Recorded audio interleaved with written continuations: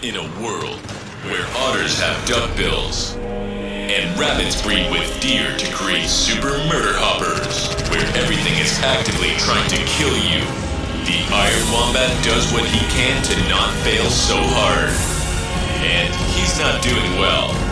Strap yourselves in for one wild ride, and welcome to Iron Wombat Gaming. What is up, everyone? Ahoy! Thanks for joining me, guys. Whoa, my voice somehow got worse. Oh boy, dear oh dear, how am I going to live with myself? I'm Iron Wombat, and this is Iron Wombat Gaming, coming to you from Sydney in Australia, where a bee's dick is a unit of measurement. Tonight we're being joined. Oh, my boys are laughing. They're loving this. Oh, dear, oh, dear. I'm being joined by members of my band, or our band, I should say. Tensions Arise. Music that we've written and recorded over the years. Made it way onto an EP about 10 years ago. Recorded in LA by none other than legendary producer and guitarist Logan Mader. The EP, well, actually, before we get into that, I think it'd be a good idea to get the lads to introduce themselves. What do you guys reckon? Shall we start with, we'll start with fella in the bottom right corner for me. Dan? Yeah, you, Dan. Not the other Dan. Right. So, I am Daniel, a.k.a. Seraph, a.k.a. Raf, a.k.a. Noel, depends on which band you follow. I play bass, did a poor attempt at backing vocals, and yeah, sup, cunts.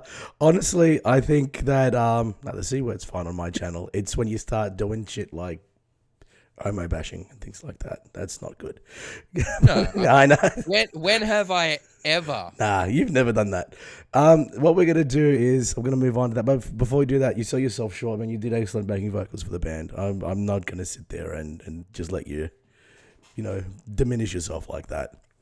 All right, now we go for Ash, which is Dan 2 or Dan 8. How many fucking Ashes do you have? Oh, man, I don't know.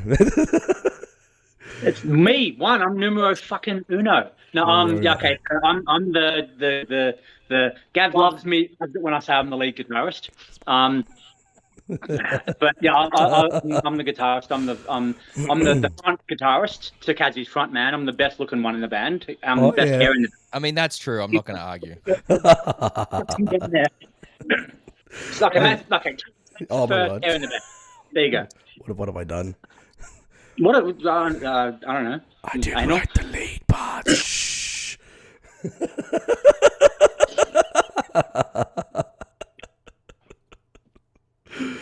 Oh dear. And welcome to band life, everybody. Attention to rise. Bottom left-hand corner. Who do we got? Name and rank. Kaz, vocalist. Oh, that's it. Well, that was fucking Captain of the ship. Man, That's all I got to say right now. Man of many words, it would seem. Dear, oh dear. All right.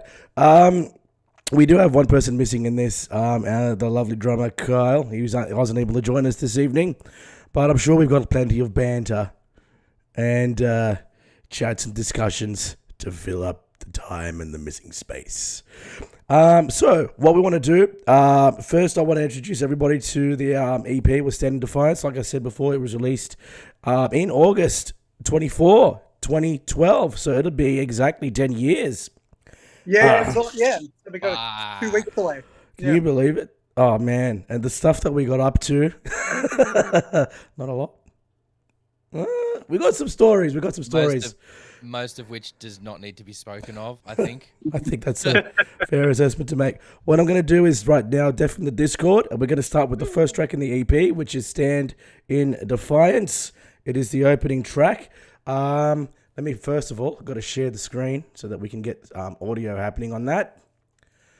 Okay, ladies and gentlemen, I'm going to deafen Discord now. We're going to start playing the track. This is Stand in Defiance, our first track of the title EP. No, wrong. It's in the Eye of Fire. My bad. Kaz is looking at me with judgment.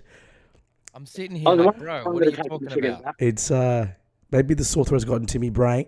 I think you've had too much tea tonight, Gav. Too much chamomile tea is getting to the brain. Slow down on those teas, bro. Yeah. All right. Those antioxidants will mess you up. They will. Yeah. All right. Here we go. In the Eye of Fire.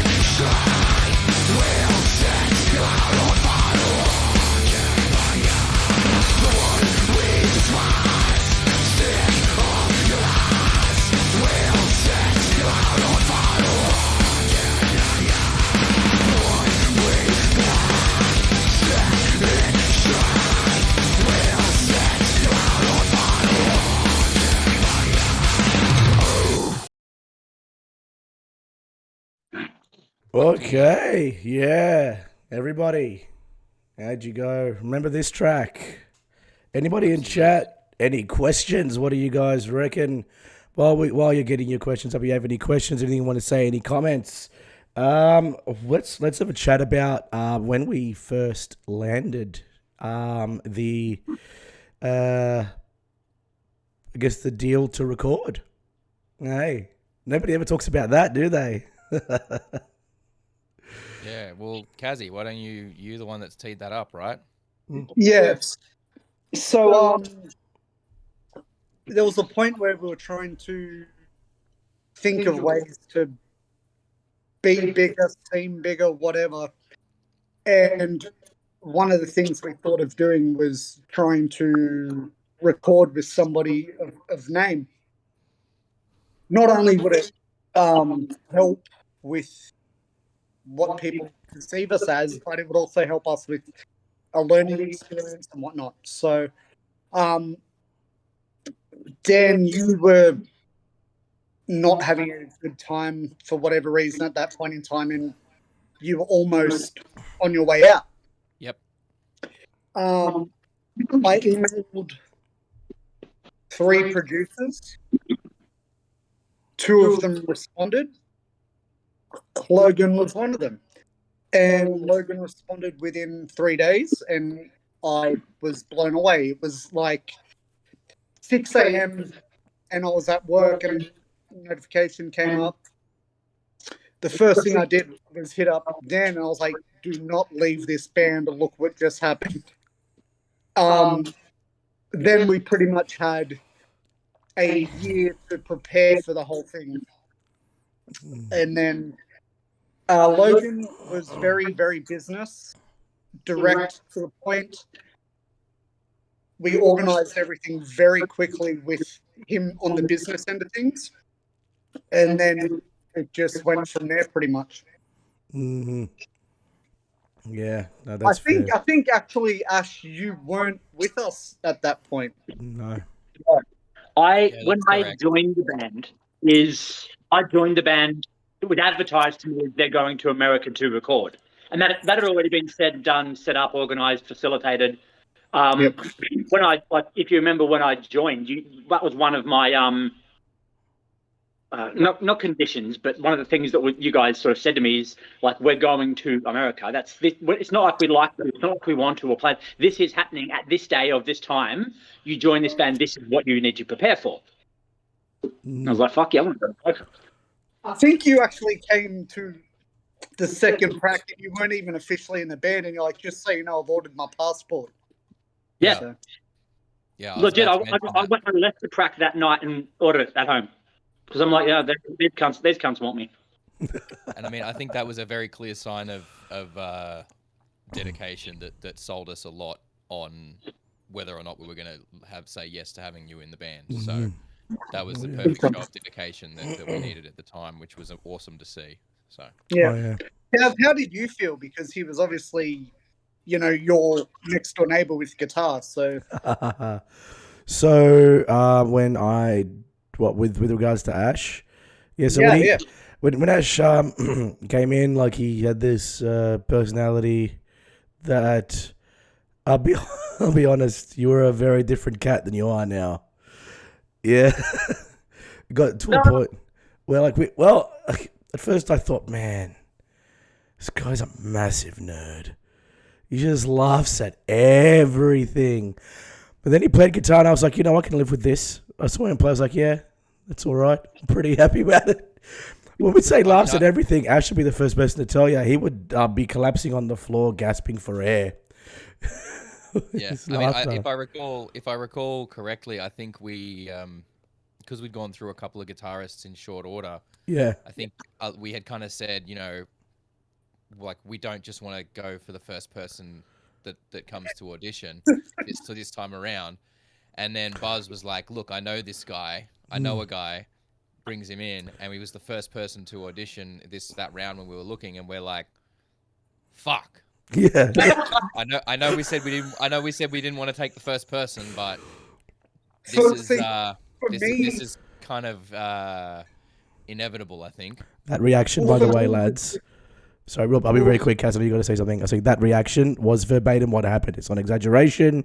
We all pretty much looked at each other and dropped fuck at the same time. That's... Well, see, for me, it was a little different, guys, because at the time, I was the only person that looked like I was, the long hair, the tattoos, all that sort of stuff. And this guy just walks in with his long big tattoos, personality, his hair, his tattoos, his big giant boots. shoes. You thought he was just a taller you. Yeah, man, like I legit looked at him and I was like, I don't care if he's the worst guitar player in the world. I want this guy in the band. And then 5 minutes later, he fired Kyle. Kyle didn't leave, but the fact that he tried to fire Kyle, I forgot about that. I forgot about that. instantly, I was like, this guy's got to be a thing. And I remember he actually didn't play any of our stuff that night. He just showed us that he could play guitar. Yeah. For me, that was enough. And that was when we were like, okay, he fits as a guy. Come back next week with some sort of learning of our shit. We'll go from there. But that was when he was like, just so you know, else what happened. Yeah. Gotcha. All right. Okay, guys, that was very... There's more to that I want to add as well with regards to image as well that that Kaz brought up. Before we get into that, I want to go into the next track. It's the EP, which... next track of the EP called Pathological. Now, it is a song that, you just look at Kaz's face. He didn't like it very much.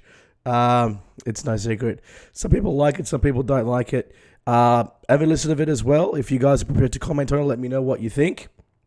I don't give a fuck. I love this fucking song. Yeah, I like it too. Just marry it then. What we'll do, If it was legal, I would. We'll bring this song up. We'll have a listen to it. And then we'll talk about what we like and dislike about the song. And then we'll add something else about experience. Yes. Before you do, the whammy bit, after we play it, tell me if you remember the story behind that bit. The whammy bit. The whammy bit. Play it, and then afterwards, tell me if you remember the story behind it. All right. Give me a moment. I won't be too long. Let's just get this started. And it's Pathological. Here we go.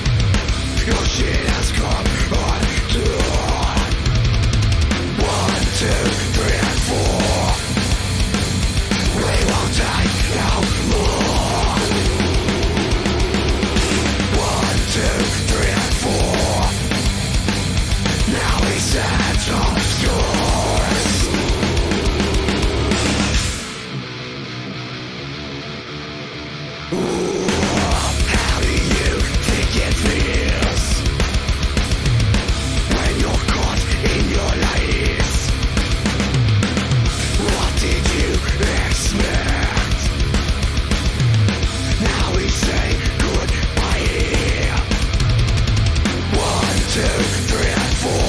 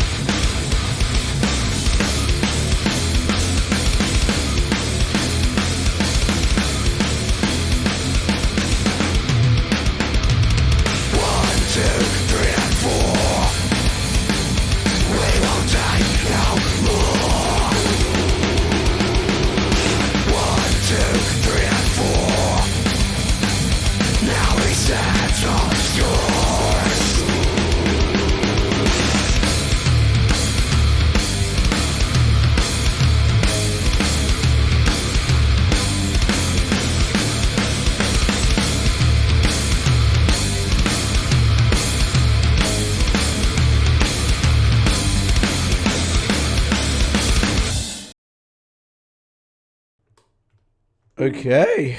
Wow. I forgot how much energy that track had. Yep. Really Yep. did. Oh boy, Absolutely. man. Tell you what. Okay, let me just adjust this real quick and bring it back to grid mode. So, that whammy Yep. story Remember that the you had, barely. I think we were going to use a wah pedal or something. No, that doesn't sound right to me. You remember better than me. So basically, when we were writing the song, we hit that bit, and it was just and all of us were sort of sitting there going, needs something. There was something else that was there, and we tried like little bass fills, and I tried like extra bits, and Kaz tried to grumble, and nothing was fucking like none of us were feeling anything. At one point, you were like, "Oh, Gav," you were like, "Let's do a sweeping bit," and I'm like, "Can you sweep?" And you were like, "Nah." And then, "Can I sweep?" And I was like, "Nah." No, None of us could sweep, but you were going to suggest the sweeping bit. Anyway. I remember that. Good job.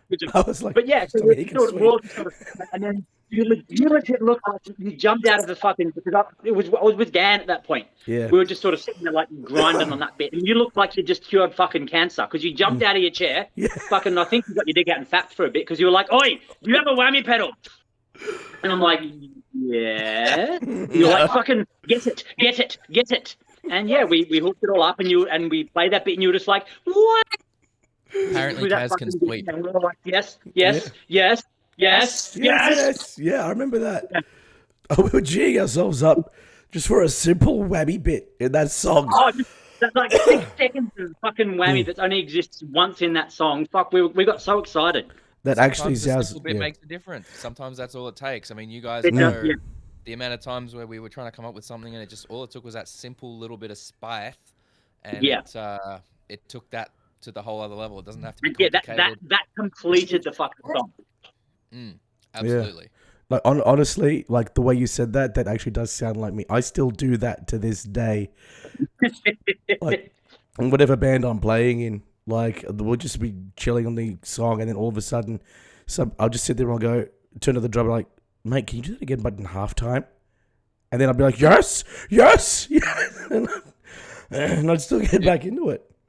Same shit with me. Same shit with me with Skunk Bone and all that. Like we'll be working on an idea, and like my autistic ass will have an idea in my head, but I can't explain it. So I'll be like, "Can we try it again, but just a little bit different?" And without even being able to explain how different I want it to be. And then and if we get closer, I'll be like, "Yep, more like that, more in that direction," or no, we're getting colder.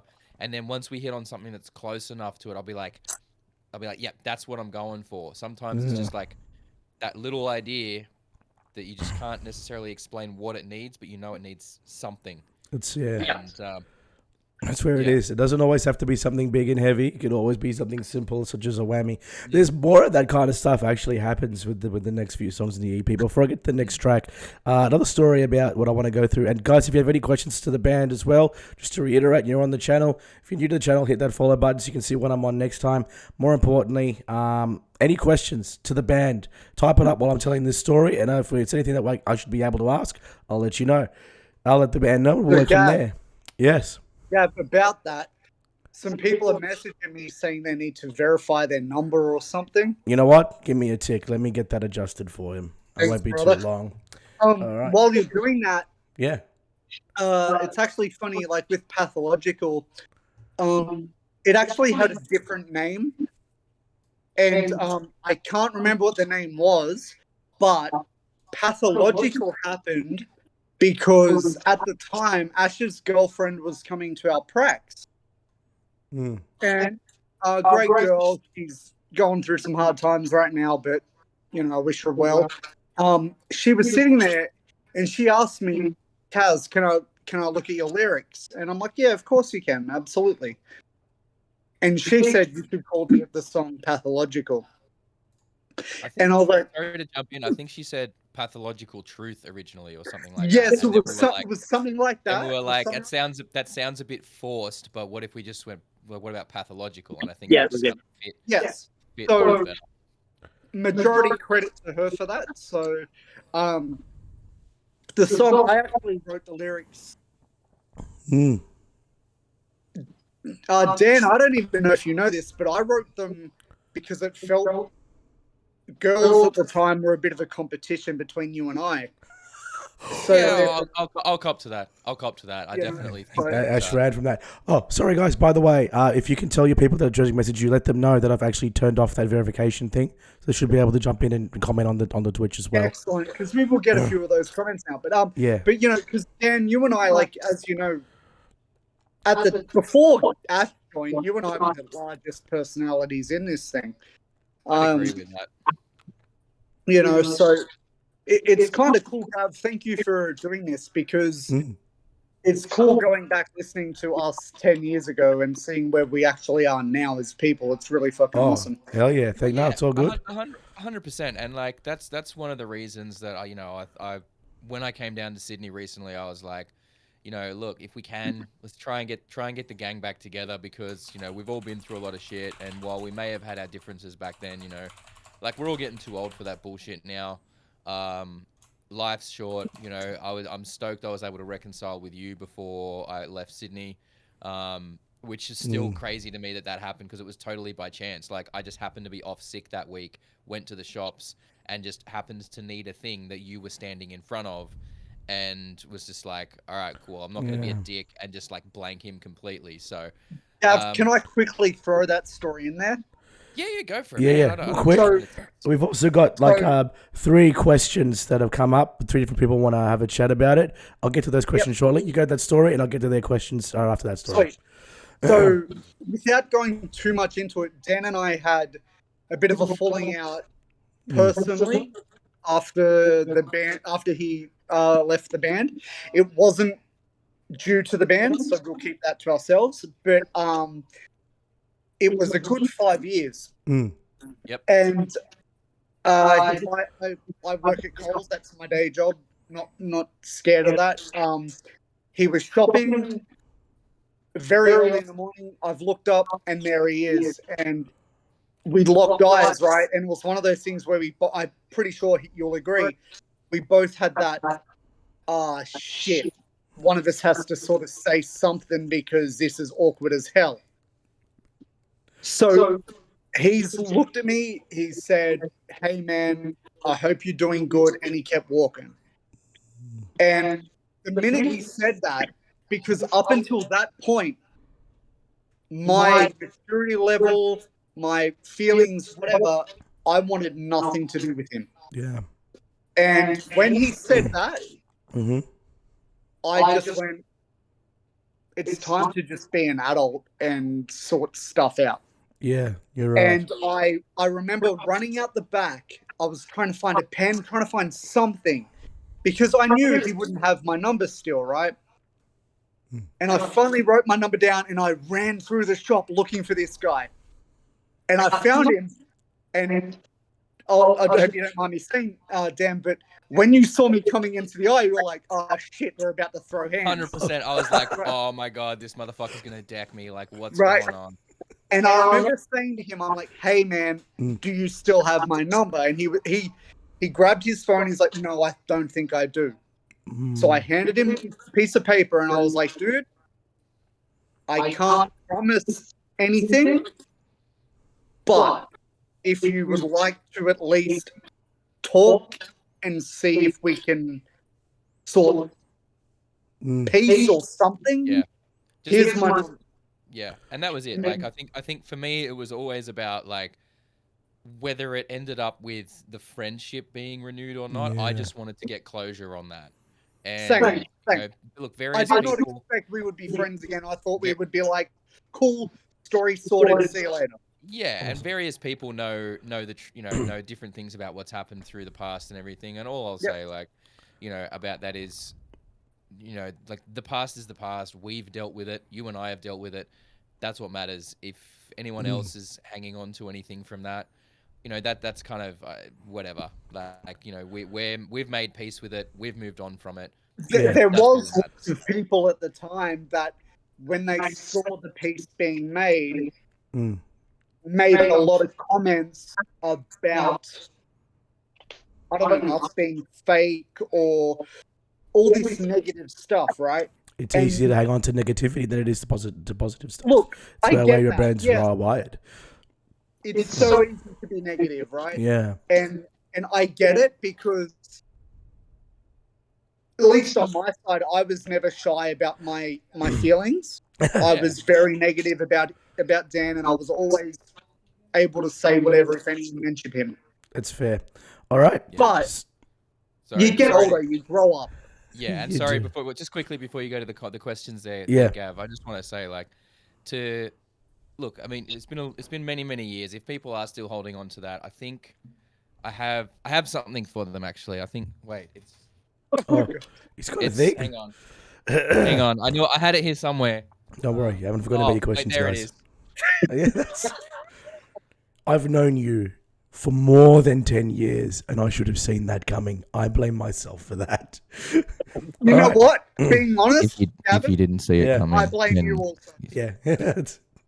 All right, so 3 questions. I'll read them out first, and I'll answer them in order as we can, and I'll direct them to the right people. So, Ari writes, what made you quit recording and following that dream? I think that question is for me.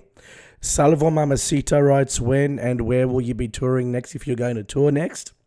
And Throw a Shield writes, why is 7 Lies your favorite song?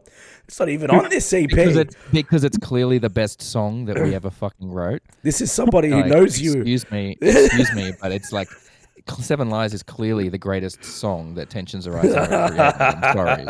Like, I don't know what to tell you. We can talk about 7 Lies. Let me answer some of Messiah's question real quick, and then we're going to answer Ari's after we talk about 7 Lies. Sound good? Salva Mamacita, when and where there's the next tour? That depends on what iteration of the band it may or may not be. There might be something in the works, but you will know either on my Twitch channel, on my Twitch Discord, through the Tensions Arise webpage, which is actually on Facebook, so Tensions Arise Facebook. But the word will get out there. Where are they? Where are they? Oh, so where are they? Where is they? The person that asked the question. Oh, she's actually in the next room. It's my wife. Well, yeah. I mean, look. You know, if anything happens, we won't make a secret of it. We'll see you in Sydney. They'll obviously be. Will. You know, we'll be spamming the hell out of it if anything ever happens. So trust me, you guys are gonna know. You guys and girls and non-binary folk are gonna know whatever anything happens. We're gonna 100%. Make no secret about it, so we'll be shouting it from the rooftops. Well, you know, when my voice gets better, it will be public knowledge if anything happens. All right, now sorry about 7 Lies and answering Ari's question about what made us stop recording. I guess that's more of an individual question to myself as well, because of how I transitioned from recording to full-time work and streaming. So we'll go over to the 7 Lies story with Kaz. So, Dan actually has the biggest part of the story. We wrote that before we even met each other in person properly. Yep. Music was kind of written beforehand with a little bit of lyrics. I hope you don't mind me jumping in here, Kaz. Basically, I lived in a small, like, cul-de-sac type street, and we had some neighbors that were kind of dick neighbors. The guy was an ex-cop and his wife was just an absolute busybody, and basically, and their house number was 7, and they would, like, the band I was in at the time, pre-Tensions Arise, we'd rehearse in the garage sometimes. Not a lot, only very, very rarely. Like, it happened, I could count the number of times it happened on one hand, right? And it was during the daytime, about 2:00 in the afternoon. Not like it was late at night. It was about 2:00 in the afternoon in the daytime.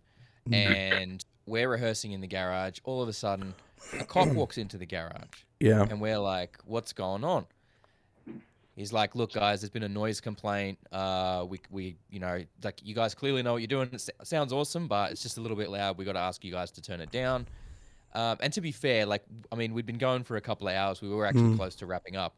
But no one else could have made that noise complaint. Like, we knew who it was going to be. It was number 7. And this wasn't the only time these guys gave us issue, right? Like, they would put notes on my sister's car because she was parking, like 2 of the wheels were on our lawn, 2 of the wheels were on like part of the grass that we maintained, but technically it was council land, but it wasn't like a thoroughfare because of where it was positioned in the cul-de-sac. The and nature everything. strip. And they were like, yeah, nature strip. And they were like, oh, if you park your car here again, we're going to call the police, blah, blah. And like, she was in tears because of that stuff. So these guys were like, just like, they'd be out during the day, like, and my mum worked shift work. So she'd be trying to sleep because she had night shift, and they'd be out with a leaf blower, like, all you know, which is fine. It's during the day. Like, my mum never went to complain at them and everything, but the moment we made a bit of noise during the daytime, all of a sudden they're calling the cops. Like, they didn't come over to us to say anything. They didn't go, hey, like, that's a bit loud. Would you guys mind turning it down? It's bothering us. Like, no one, it wasn't like anything of that before calling the cops. So, you know, I was very kind of inspired at that time to write something that was like a fuck you to them, basically. And Yeah. there was the early lyrics on that. There was pieces of it, not full lyrics there. And then once I started working with Kazi, that was like one of the first songs that we kind of built to completion. And Kazi came in and filled out the rest of the lyrics there with it. Yeah, because for me, Dan and I actually met before we properly met for Tensions. Yeah. Yep. So he was working with some people that I knew, and I went to one of their recording things, and we met. Oh. And he also knew a friend of mine through other situations. Shout out to Tash. Yeah. Hey, we So met. I knew his real name and all that stuff, right? But I put out an ad to start this band. Right. And Dan was very into everything I put because I'm very I give so much information that you can't miss anything, right? Like, I will tell you absolutely everything that I want. If you're not interested, that's cool, but if you are, at it, right? So he and I started chatting. This makes us really dated, but I was on MSN Messenger. Yeah. Still did not know his real name. Yeah. Yep. God, we're Now, I old. still didn't know his real name. But we started talking, and he mentioned what would become Seven Lies. Yeah. And I think it was the chorus that I gave you, if that sounds right. Yeah, I think so. I really only had the first verse written, I think. So, yeah, he gave me the story. I gave him this chorus, and he was like, dude, you don't even know it fully, but that's perfect. And then I went on Facebook. And when I went on Facebook back then, it would tell you to add your MSN Messenger contacts. So I'm scrolling through, and his real name popped up. I'll bet. And I'm like, how do I have anything to do with him? I know who that is, but how? And I saw the email, and I'm like, no way. It's him. All right, then. That's the guy. So pretty much he swindled his way into my life. And he only left for about 5 years, and now he's back. You're never getting rid of me, cunt. That's true. We had a 5-year sabbatical. He sticks around. But yeah, guys, honestly, Seven Lies is actually where everything really started for Tensions Arise. All right, how about this? If I can find Seven Lies anywhere available, whether it be online or in my back catalogue, we'll play it as the last song of the stream. How's that sound? That sounds awesome, dude. Let me put it on a drive for you. I'll put it on the drive. I think you know which one. If you can find it there, drag it there, and I'll play it after this. Now, I'll answer Iri's question because my answer will be very quick. Reason why I stopped recording and pursuing music while everybody else continued was at the time I still am very family focused, but there was I'll get to that. I'll let him know, Matty. I was very worried that the career was going to put me in a position where I'll be touring 9 months out of the year and only being 3 months out of the year at home with my family. And that, for me, the idea at the time horrified me. So I thought, well, I need to do something different. So I then started, I left the band on good terms. Nobody was telling everybody to go NGF. Well, at least when I was there. I don't know if it was going on behind my back. But when I'd done all that, right, when I'd left the band, I decided, okay, well, I don't want to just sit there and do Sweet FA. I still want to do something different. I don't want to work a 9 to 5 job. That's when I started streaming Ari. Okay. Maddie, or Madsy, I should say, apparently just writes that Kaz has better hair than Ash. Just saying. Oh, no. Oh. Thank you, Madden. Oh, no. There's going to be a punch on. Oh, no. You know what? Hey, perfect timing. Guess Whoever wins gets the Pantene commercial. All right. There we go. Ah, Here we go. Now, speaking of fighting, is the next segue into the next song. So, Maniac was a song we wrote for Queensland professional wrestler Wayne the Maniac Maddie. Adelaide. He was in Queensland last time I saw him. So Wayne is from Adelaide. Yeah. But at that point in time, yes, he was Queensland based. Ah, okay. Gotcha. There you He's in go. Adelaide now. Still an Oz Is professional wrestler. he still up this? Is he still up this way? I should fucking link up with him. I don't know. I'll talk to him soon. We've got some stuff to discuss. All right, easy. So, Is he finally going to use the song? he has been. He actually has. We'll get for to that. real? Oh. I will get to that. We'll All right. talk more I'm about gonna the get, song. I'm going to get a drink while this one's playing. So. Yeah, we'll talk more about the song, how we got to writing it, the reactions that we had from Logan when we actually first put the song through. I remember that very clearly. And we'll work from there. Ladies and gentlemen, get your ears ready for Maniac.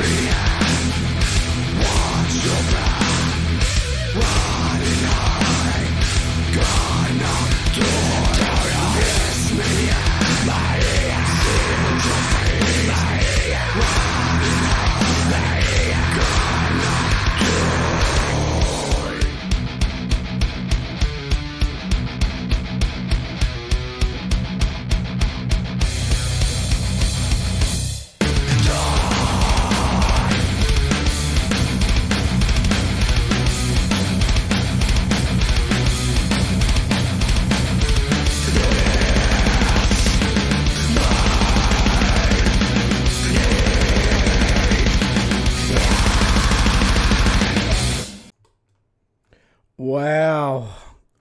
Always forget how much energy that song has. Guys, Easily one of my favorite to play. Always. it is. Ash has got that look on his face. That's the same look that the Eagles have with Hotel California. This isn't Sin City. He's fine. All right. So when I did say I had a bit of a story about this song when I wrote it, Kaz was telling me about how it was for a professional wrestler. It had to be brutal and heavy. And I said, okay. And I was sitting there writing the intro, and I said to myself, I hear a rhythm, I hear a beat. For the life of me, I can't time this. So I'm playing it as you hear it there. So I'm playing that, and I'm going, I've got to write this down. So I went to my sheet music and tried to write it down, what I was playing, and I realized that what I'd done is I'd accidentally written some math metal music. So anyway, we played it. We released it on the Sin City CD at first, and we rewrote it and re-released it, and had it re-recorded in LA. But what we didn't tell Logan was we didn't tell him that was math metal, and he got mad shitty at us because he got upset with me and Kyle because we didn't tell him that the song changed timing. He goes, are you kidding me? I said, yeah, man. It's like 7/8, and then 3/4, and then 4/4, and then 7. I can't really remember it. What was it? A little wrestling game. I will get to that in just a second, Mazzy. But when I done it, he was like, you guys need to tell me these things. And I think one of the other songs we've got to tell him there was a ritornello in it. And he got shitty again. I swear to God, I've always counted that song in 4/4. You can't, in your head counted 4/4. But when you look at how it's written, like if I can show you the sheet music when I can, you'll see what I mean. Like I'm counting it in 4/4, but the way the accents are, it was hard to write it in 4/4 for me. Dude, I'm a bass player. I'm barely one step above a drummer. Okay? Yeah, everything is 4/4 for you. Everything's 4/4 for me, and I'm just like, I fucking play the root notes and leave me alone. Like, give me my free hand for drinking, and then that's it. I remember that. Oh Vodka. man, God. But yeah, that one was a lot of fun. Always a lot of fun to play, because if I remember correctly, there was a point after a while, Kaz, where you and I would be doing like competitions to see who could hold the scream longer. In certain places in that song, and we'd be like at the point where we'd try and outlast each other. We'd go so long with it that we'd finish, and then we'd be like red-faced and gasping and like dizzy because we were each trying to outdo the other one. That's right. Yeah. So, real quick, when I was in my previous band, we wrote a song called "Get Ready," and it was with the intention of an Australian wrestling company that I know to use as like an intro or whatever. Right. And it obviously didn't happen, and that's okay, whatever. But Dan and I went to a show and we saw the Maniac, right? We saw Wayne.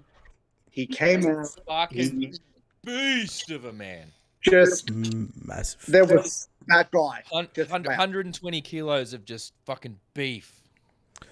Just the beef. 235 pounds of agility. Again, my head started spinning. I want to fight for this guy because he was using Guns N' Roses. Oh, yeah, man. So, man. The guy is probably one of the most amazing men I've ever met in my life. He's such a sweet human. Of course. But he didn't catch on until afterwards for whatever reason. Didn't see the emails, whatever. And when I finally got a hold of him, he was like, oh, you wrote this for me. Now, fun fact. Yeah. He knew about our first CD because his face is in the Welcome to Sin City EP artwork. Yeah. Yep. But after that, there was some disconnect. And so once he got that recording, he was like, you wrote that for me. I'm like, yeah, dude, we absolutely fucking wrote that for you. Now, it's in the name.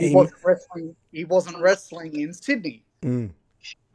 he was coming to Sydney. We were finally getting to meet him. Gav, did you meet him?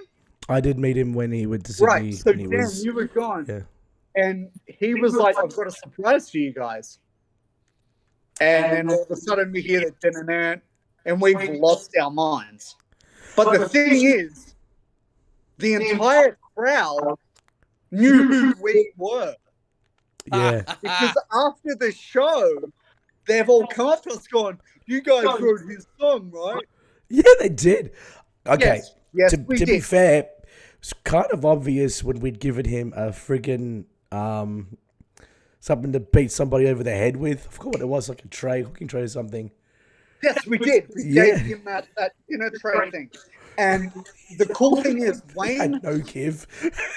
for anyone that's got our merchandise from back in the day, there's a lot of artwork, shirts, whatever, where he's actually involved in.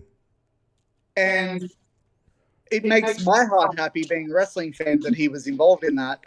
Oh, yeah, for sure. And just hearing him wanting to come out to our song, and he actually used it for a while. Yeah, he did. He's now retired, whatever. He's doing great with the security business. He's got a lovely wife, lovely kids. One of the greatest humans I've ever met. And I can't be more thankful for him to think anything about music to use. Yeah. Because for me, I've always less of myself than anyone around me. So to have someone that I look up to go, no man, your stuff is great. Yeah. I'm using that. That made me feel great, and in turn it made the band feel great because everyone was proud of what they did, right? Yeah, man. So 100%. we ended up doing a film clip on Maniac, and Maniac is to this day one of the songs that we played even after Gav and Dan left, that people would request, would sing, would lose their minds to. And that makes me feel great because I know we all did something that worked. Right? 100%. All did, definitely. I really liked it. By the way, you probably could have told I was inspired by Amon Amarth writing that song. I actually think I remember you and I having that conversation. I know. All right, guys, if you have any questions, please leave your questions here about the band. In the meantime, I've got one more story that I want to talk about, is the fact that whenever I made myself available for gigs, I never dressed like a metalhead. I can't tell you how many times people have come up to me and thought that I was a bouncer or that I was just there for the beers and I didn't give two shits about the bands. Little did they know. I was in the band. Yeah. How good is jazz? Oh, God.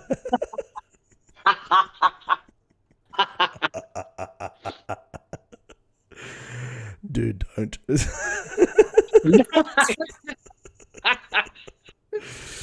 Throw a shield, writes Maniac equal good. Ash in a dress equals better. Was there a situation where you were in a dress? Don't you remember? Yeah, dude. The Sin City film clip. Yes! Oh, I remember now. I have a story about that. Yes, go. So that idea was conceptualized by me before I was in the band.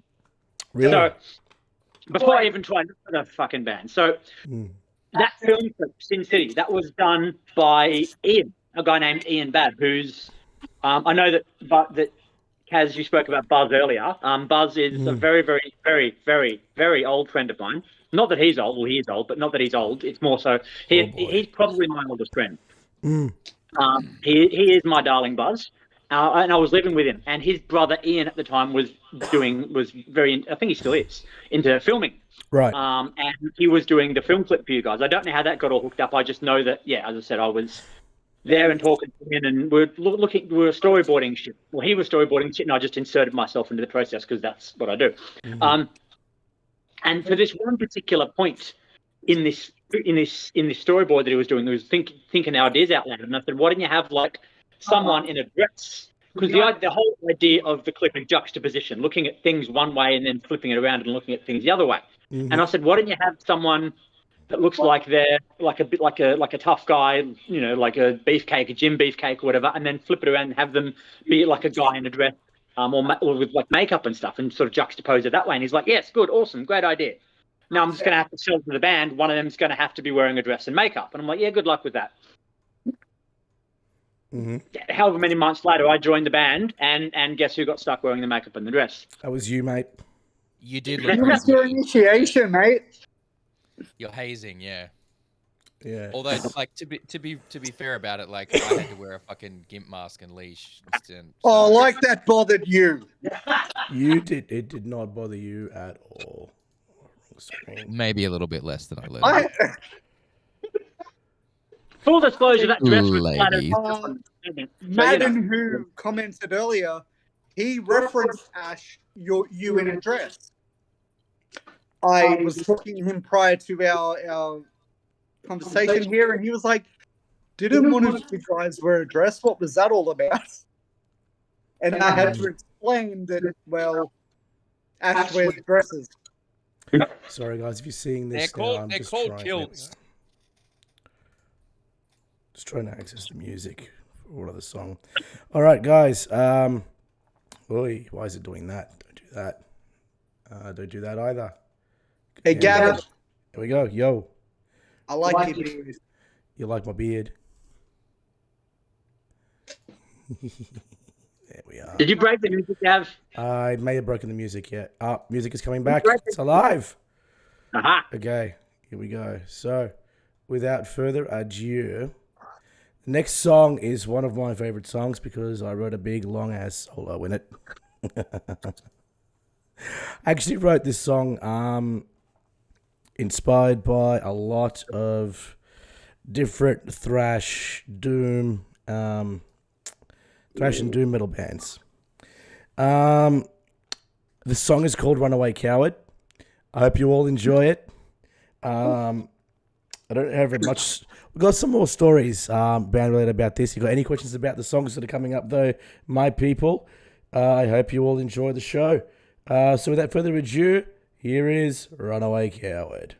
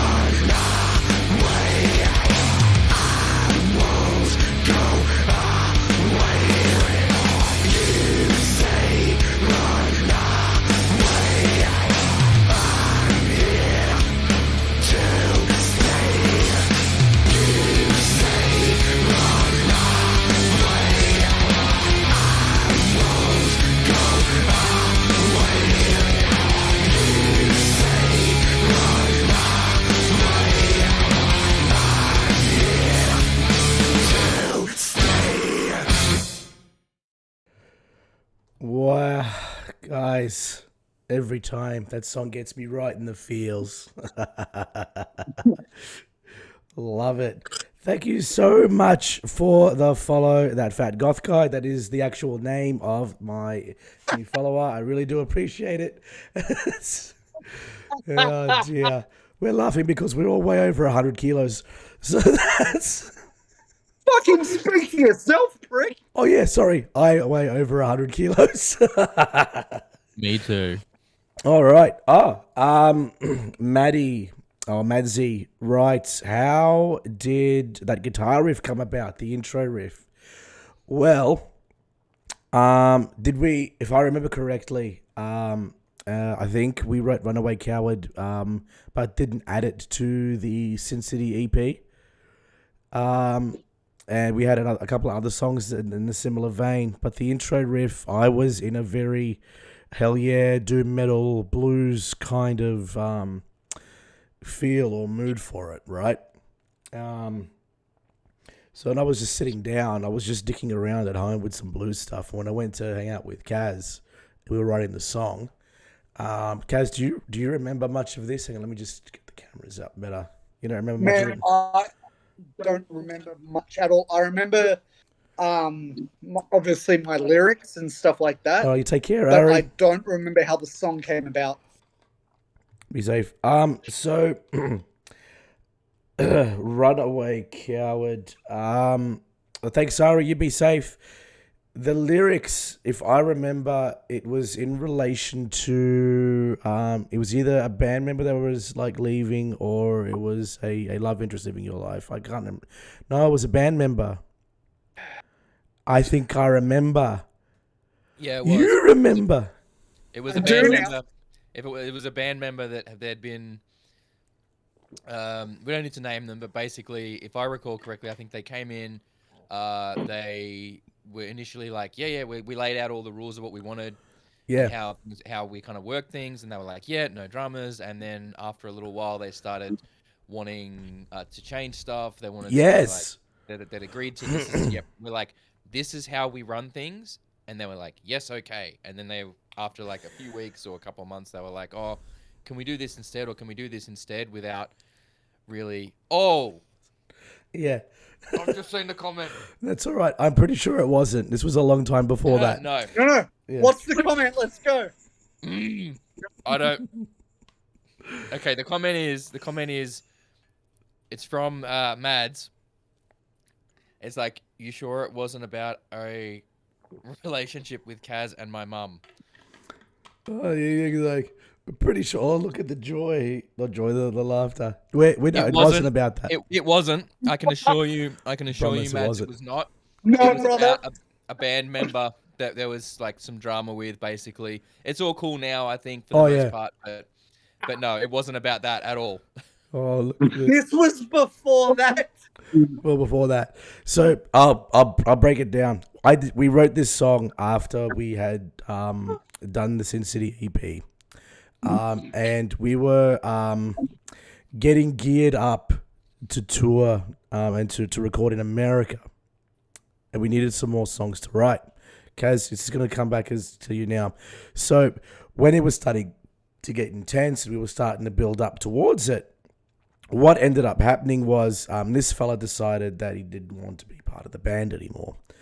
And it was starting to become stressful, disappointing, and I felt it was a bit melancholy and sad. And the only thing that I could bring my mind to with melancholy and sadness wasn't the Smashing Pumpkins. It wasn't the Smashing Pumpkins, but it was the blues in general. So I'm sitting there and I'm jamming on this riff, and I was dicking around with the blues before I came to visit and write with Kaz. And then I just sat there and I started playing that riff. And I was like, okay, that's fine. But I didn't actually write the intro riff first. I wrote the dun, dun, dun, dun, dun, dun. Would be better if my voice wasn't shit at the moment. I'm sure you're all holding in your laughter because it's all broken up. But I wrote that part first.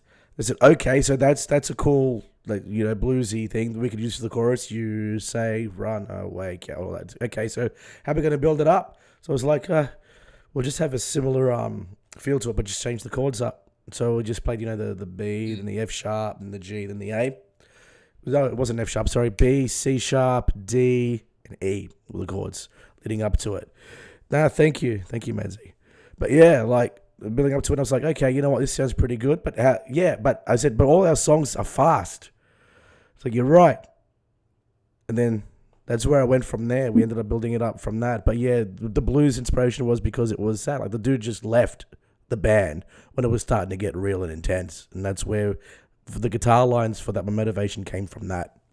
Yeah. I think at the time we sort of had this mentality of like, we had the world on a plate in front of us, or so we felt at the time. And he just didn't seem willing to step up to what was going on. And we were, I think, understandably upset at the time. Obviously he did what he felt was best for him, which, is fine. Like you can only do what you feel is best for you at the end of the day. And in hindsight, whatever, but we got a cool song out of it. So, oh, we definitely did.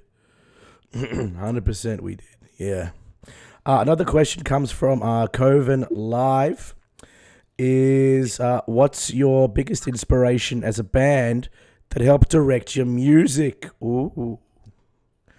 As a band, now we've never been asked that. I've been asked individually what inspired you to write X song or Y song, but not as a band. Like we'll get our influences involved. So we'll start with we'll go around the round table. Actually, what influenced and inspired us to get the sound that we're after? How does that sound, lads? Yeah, Gav, you go first. I'll go first. So for me, I used to try, and you guys are going to laugh. I used to troll people interviewing us, saying really dumb shit like, what was your inspiration to write the song? I'd say, a bit of George Benson, a bit of classic jazz sometimes, a bit of, Tchaikovsky and shit. It used to piss everyone off. But what inspired me, yeah, especially Dan in particular, he wanted me to be serious. I was like, these guys. What the truth is, and I'll reveal it to you. Only we're allowed to be the trolls. Yes. Gavin must be the serious one. Must.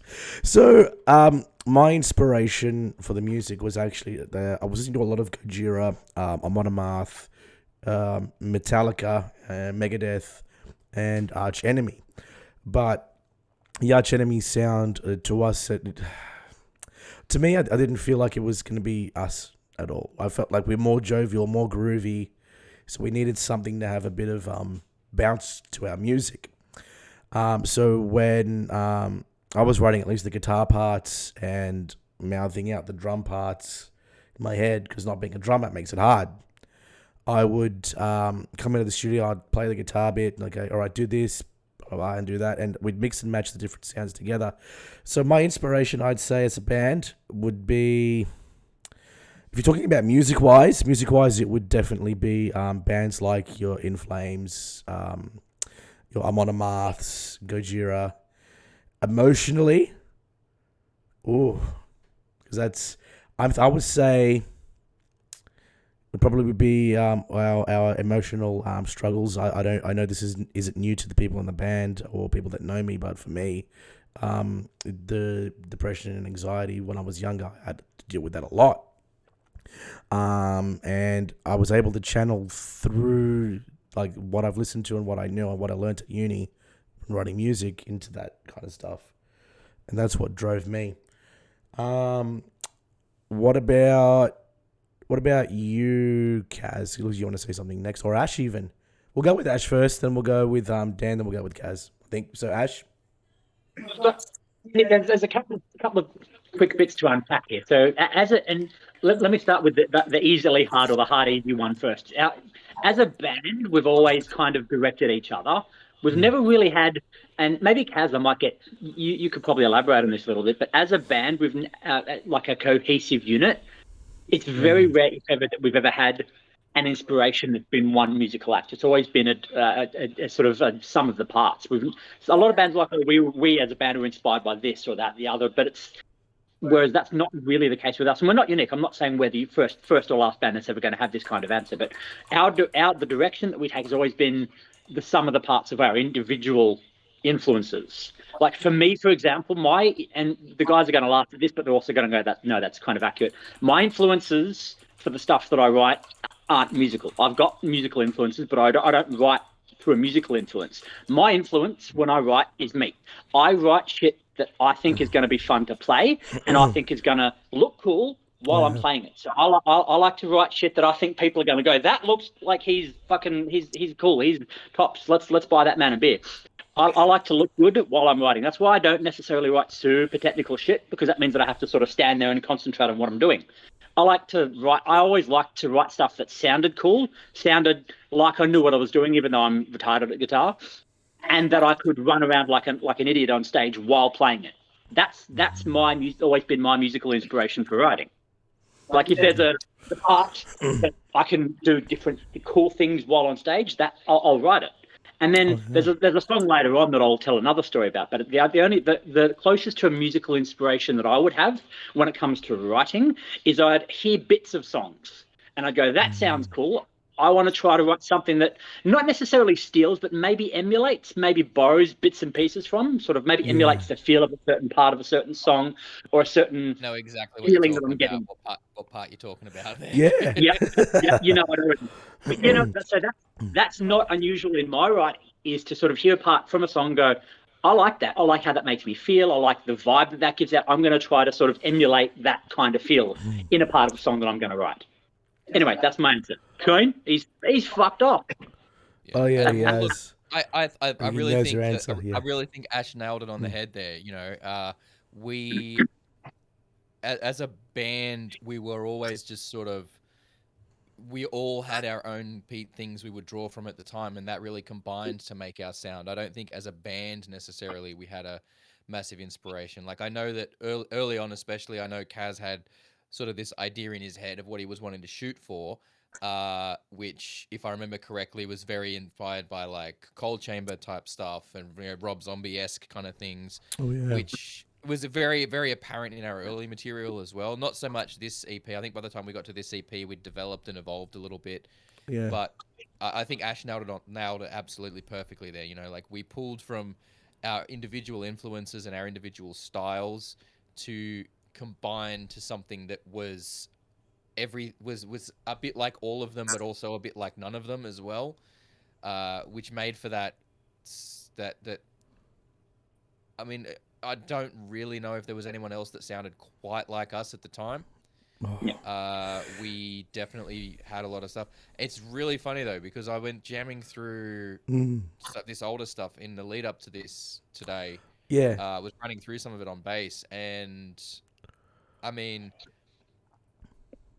I didn't realize how far I've come as a player until I went back to play some of this stuff as well. But I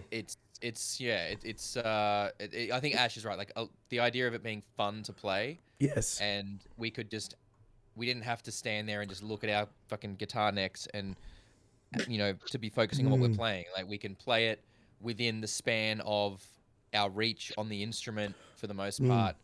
And it just made it fun to play, and we could run around and have a lot of fun, get down in the crowd, or just be dickheads with each other on stage while we're playing it, and pulling ideas from things. I think taking inspiration of that bit sounds really cool. I would like to do something in a similar vein to that. As an example for that, right? I think if you look at the start of Pathological, you had like that long low scream, and then it transitions into that big high scream.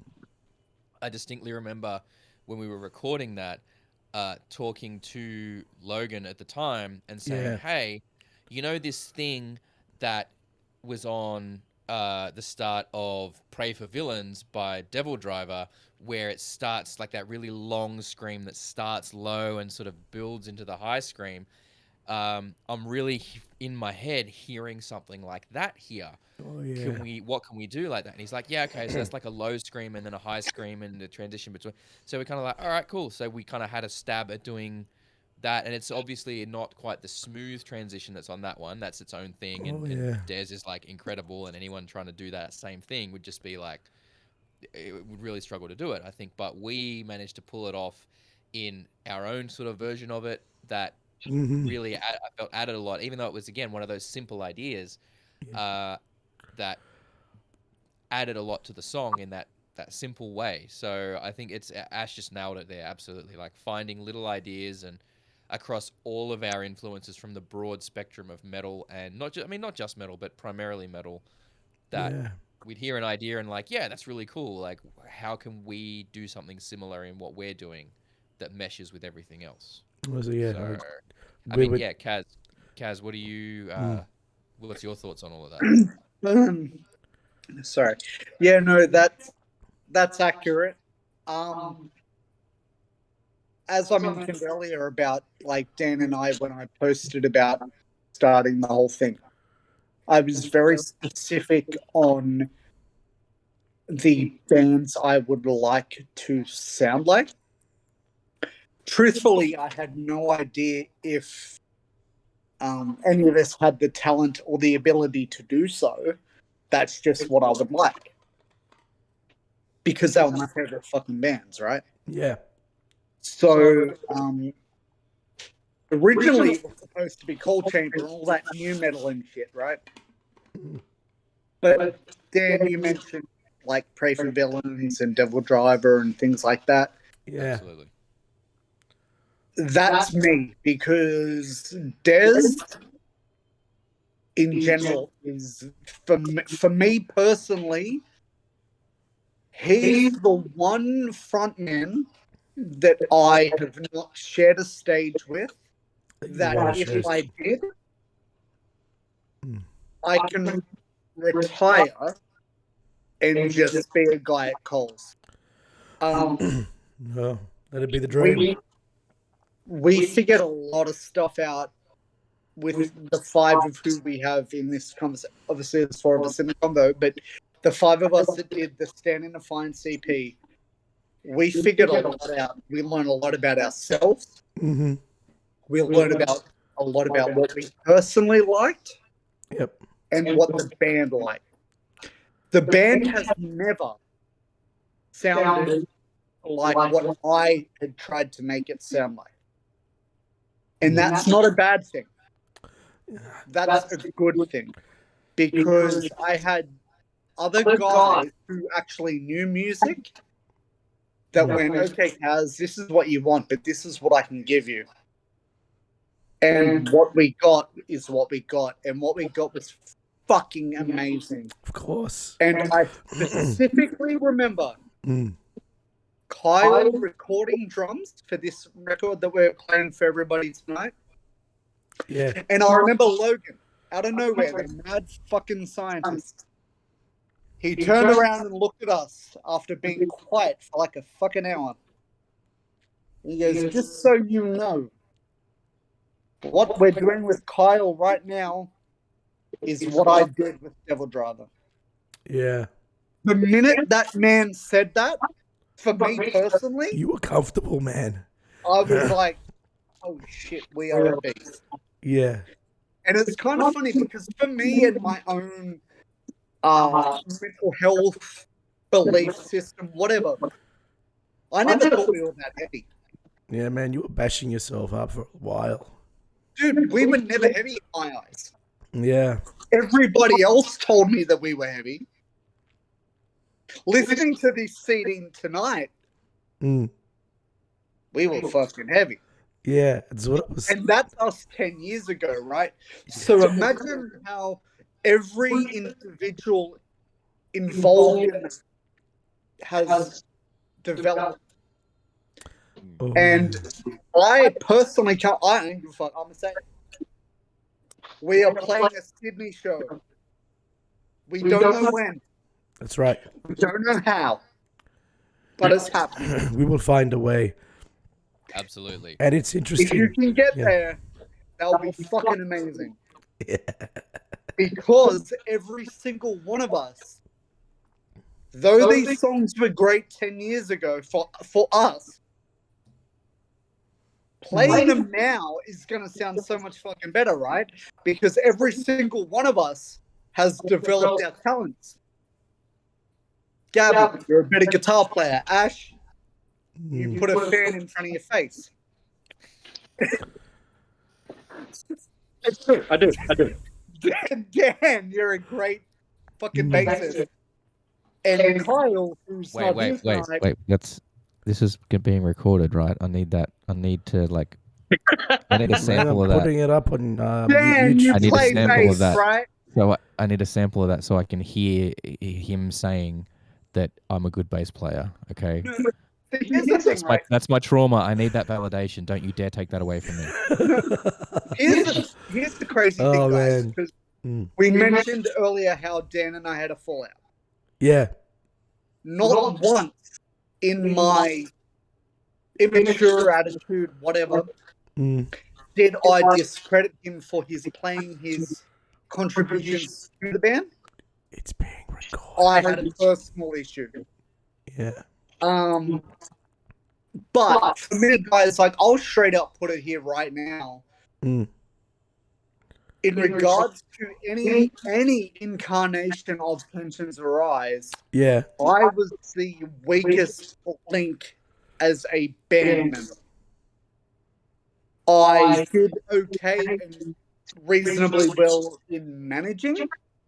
I was able to make friendships, build business acquaintances, whatever, to get us to go forward. Vocally, I was never there. Personally, I would disagree. But I would disagree too. I would definitely disagree. Hearing this EP again 10 years later, I'm really proud of that and myself. Oh yeah, because I sounded great on that, and I did, but I learned from Logan, I learned from you guys, and I progressed after that, and that made me feel better as a person. It will be great to play these songs again live. It will be weird and interesting and all sorts of crazy stuff. Yeah. But to the people that used to always come out to our shows, I always sold us short, right? I always was like, oh, maybe someone will turn up, whatever. It was to a point where the promoters would actually go off at me. Not the band guys, but the promoters were like, Kaz, do you not understand that your band has some sort of importance in what's happening right now? Oh, yeah. And I would turn around. There was many a time we would be setting up the stage. I would look at Kyle, our drummer. I would turn around. I'd look back at him. He'd have a shit-eating, rapey face smile on his face because he would give me that "I told you so" look. And the one thing I will say about Tensions Arise that I am so fucking proud of with any incarnation of this band is we always said to the friends that we had in the industry, if this fucking band can do anything, you can do anything. And we told them how. We told them what we did. We were open as fuck. Oh, yeah. And it makes my heart happy to see so many bands progress after us. Because Ash, Gaz, Dan, myself, we're fans, right? And we've had so many bands that are in the local scene that never got anywhere, that in our mind, our eyes, our hearts, our everything are bigger than us. Oh, yeah, for sure. And I don't want to be morbid right now, but a band that Dan and I loved wholeheartedly was Pulse Effect. Yay. And I just want to take a second, if that's cool with everybody, That's fine. Jem, who unfortunately moved on. He moved on. Let's go with that. He moved on. If it wasn't for someone like Jem, Dan and I personally, would not have pushed to get better. Of course. So, love all the Pulse Effect guys. Whatever you're doing now, we fucking love you. Gem, Yep. Sorry. I'm sorry you couldn't beat what you had to beat. Of course. We miss Thank bro. you Mm. for the time we had with you. Yeah. Thank you for making me want to be better. Mm. Mental health isn't a joke, guys. And I love the fact that any guy that I have worked with in this band, Tensions Arise, in general, I don't care. Even if I've got a falling out with you right now, I don't care. Yeah. Thank you for making something special. Exact. Yes. Indeed. And I So, think we all. Jen, I'm Thank you. empty, but cheers, Gem. Absolute legend. All right. Absolute Pulse legend. I Effect think- are one of the greatest bands that will never be. I If think, anyone can ever get their hands on anything that Pulse Effect did, Do it. Get your hands one on of it. the best bands in Australia. Yep. And if it wasn't for them in the very early days, Of course. this wouldn't be now. Okay. 100%. All right. Now, to lighten the mood, well, actually, first I'll point out Purple Ronnie writes, Kaz stressing before you guys played and then downplaying how good you guys were was definitely a thing that happened.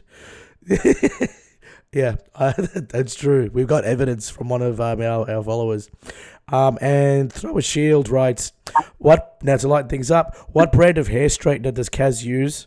And there's more. Did he and Ash share hair care products on tour? Answer that question, then we'll go to the next track, Downfall. Okay. I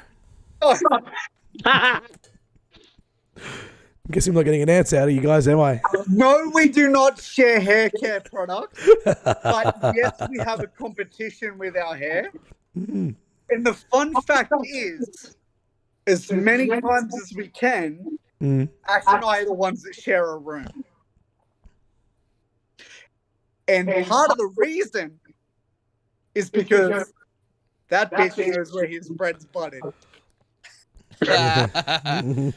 Funny story, actually, if I could just jump in for a second around For that, sure. the hair care stuff. Yeah. A lot of people don't know. We actually messaged, I think it was Tresemme at one point. We emailed Yes! them going, hey, we're in this metal band. We've all got long hair. What would you guys think about like some kind of sponsorship, right? Like, because it would be a market that they're not necessarily in. We could be like, hey, we use Tresemme, and that's how we keep our long hair like awesome when we're rocking out and stuff. They said they were going to consider it. I mean, I don't think we heard back or anything, but Okay. Yeah, but if I'm going to hilarious. consider you for something, that means I'm not going to pick you up. I'm going to consider you for shit.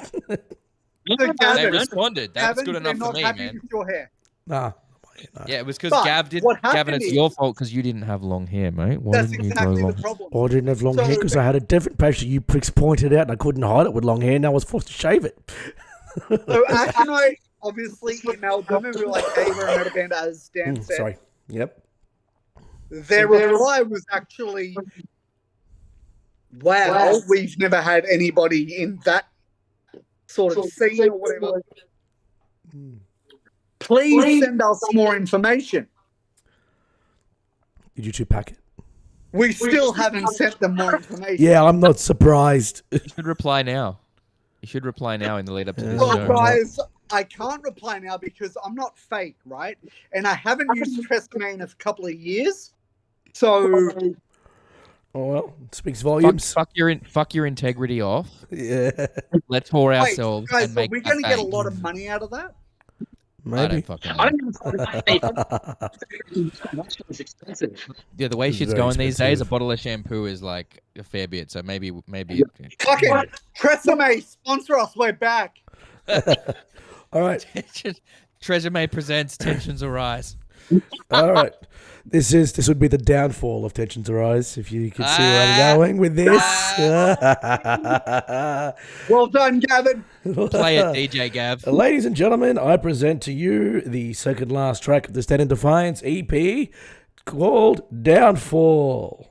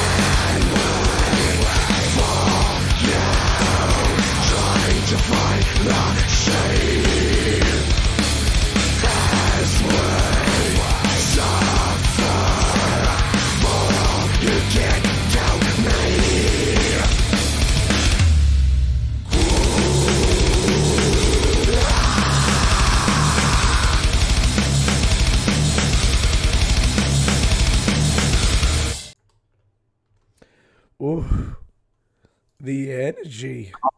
Oh shit! They've somehow we're back. teleported and swapped places. They have they? Oh, No, I'm Kazi. Hey, you is. Oh my god, Hang on, Kazi, that you've paused? slimmed down quite a lot. no, What happened to your beard? Hang on. That's a really fun song to play. By the Oh. way, It is so fun. I love it. That and I think that and Maniac were my favorite to play off of that EP for sure. Without a doubt. Without a doubt. I know. Thanks, Mazzy. Yeah, it's a great song. And I'll be honest, I don't think anyone else managed to play it quite like me. Just saying. I'm just saying. Buzz, Tim, I love you guys. You're amazing, but I don't think anyone played that song quite like me. How'd you play it? Oh, Poorly. it's all right, hon. My voice is getting better. If you guys have any questions about this song while these two are dying over there, please put them through. This song initially, when it started, we were playing this song and recording it. I'd found that the end. We were just playing octaves in the live bit, yeah.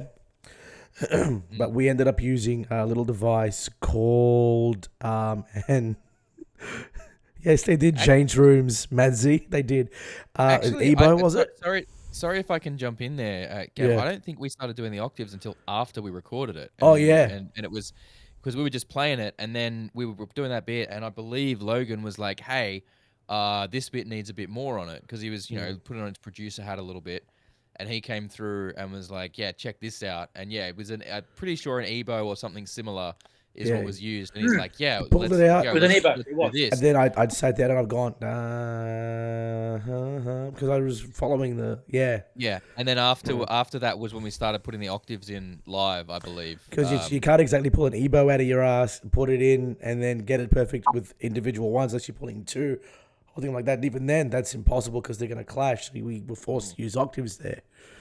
But it definitely needed that because when we were playing that before, it was missing that entirely.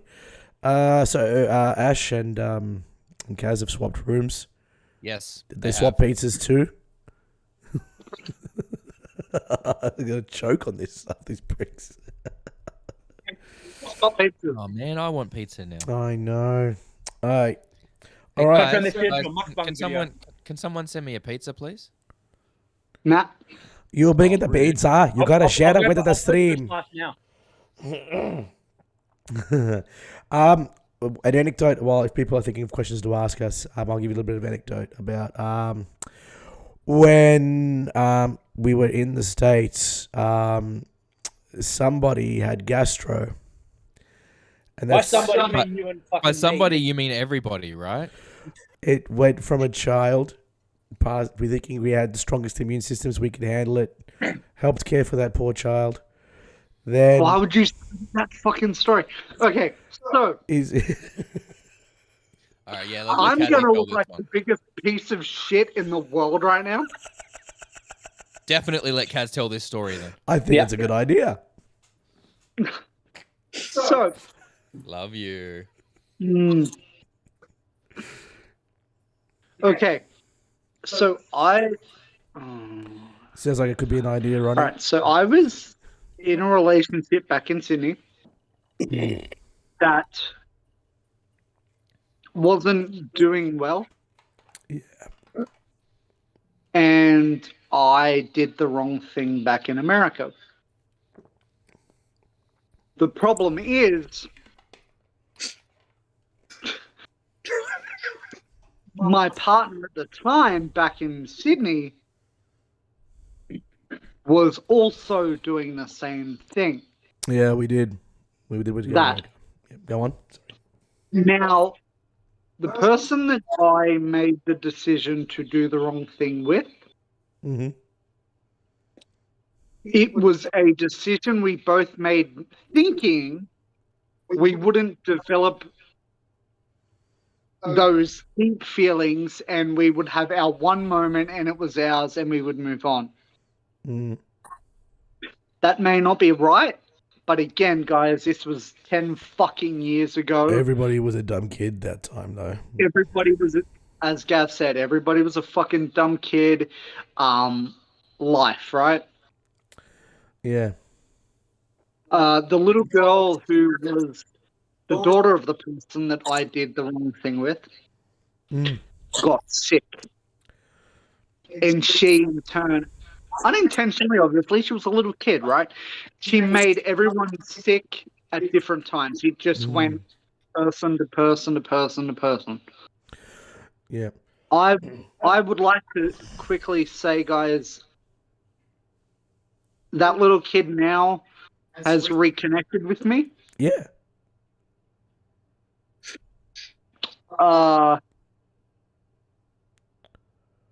She is now transgender, so she will be transitioning to male.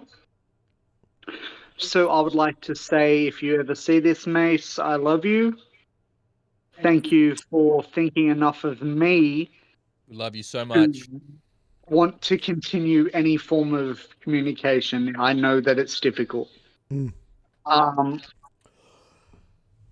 would never trade my personal experiences in America for the fucking world because Yeah. I had those experiences, right? Right. And if I never go back to America, Mm. I can say I went.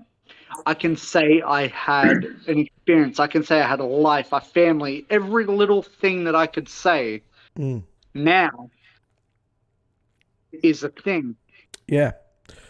But I will say, if you start something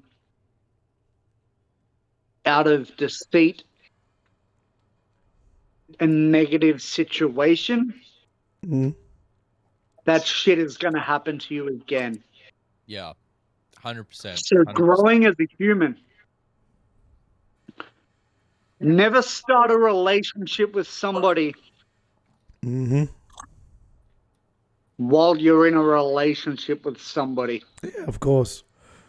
I know it And sounds. if you ever do, Mm. be a man, be a woman, whatever you identify as, own it Mm-hmm. and fucking grow.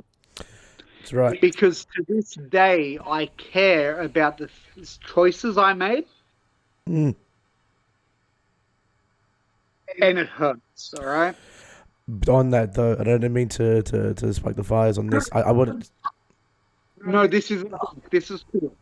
I'm glad to say it because it's a 10-year growth, right? Yeah. We're talking about where we're at now and where we went and all that. Of course. It's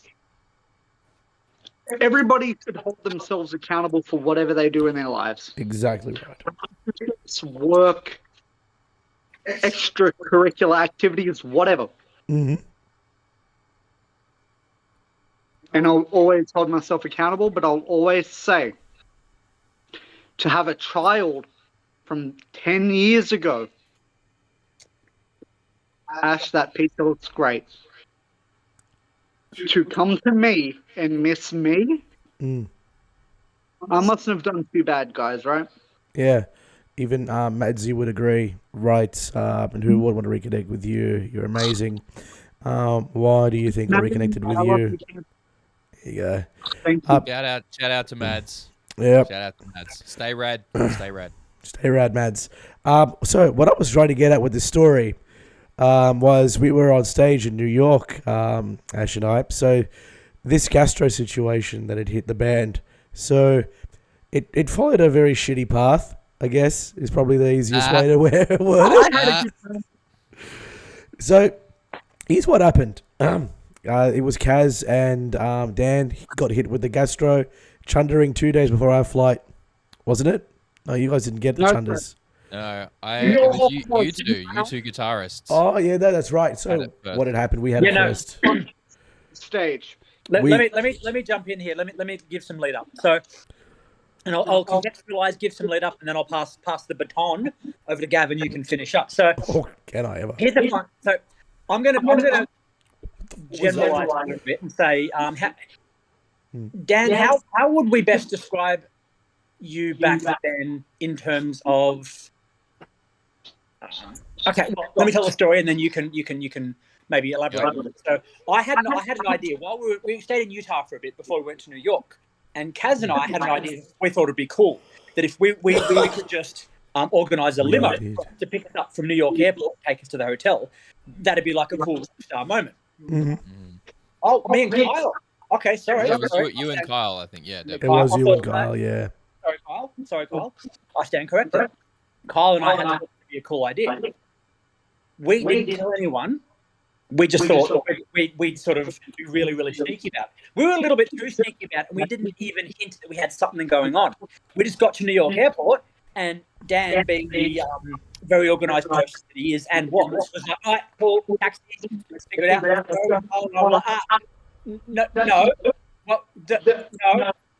No reason. No. And Dan was like, no, shit to do. Let's go away. You actually disappeared. Came back with a dude in tow, and you were like, I found a taxi driver. He's ready for us. Let's go. You guys coming or what? Yeah, because you motherfuckers weren't like, no, we got transport organised. Yeah, no, to our discredit, no, we said nothing. I remember this. We thought we were being like mad, cool, awesome, secret, mad fun guys. We would no, that wasn't fun. So we were like, we had to come clean and go. We've got something sorted. Just like tell your man to stand down, and we got in the limo and blah blah blah blah blah. Yeah, we knew. Yeah, we had a feeling you got a limo. limo. The hotel, had something to eat, went back up to the room, and by this point, both Gav and I were starting to feel a bit, oh, something's not right here. And then from then on, it just went fucking steeply downhill. Downhill. By the next morning, Gav and I could barely fucking stand. Both of us had been up with reflux and vomiting for probably 6-7 hours great. At one point, Gavin, I remember you actually called your mum at home and asked her to pray for us. That was, yeah. Because at one point, we both thought we were going to fucking die. Here's how it went down. This is where it'll be transitioned over to me. So, we were in New York at the time, and it was myself and Ash. We were completely bedridden.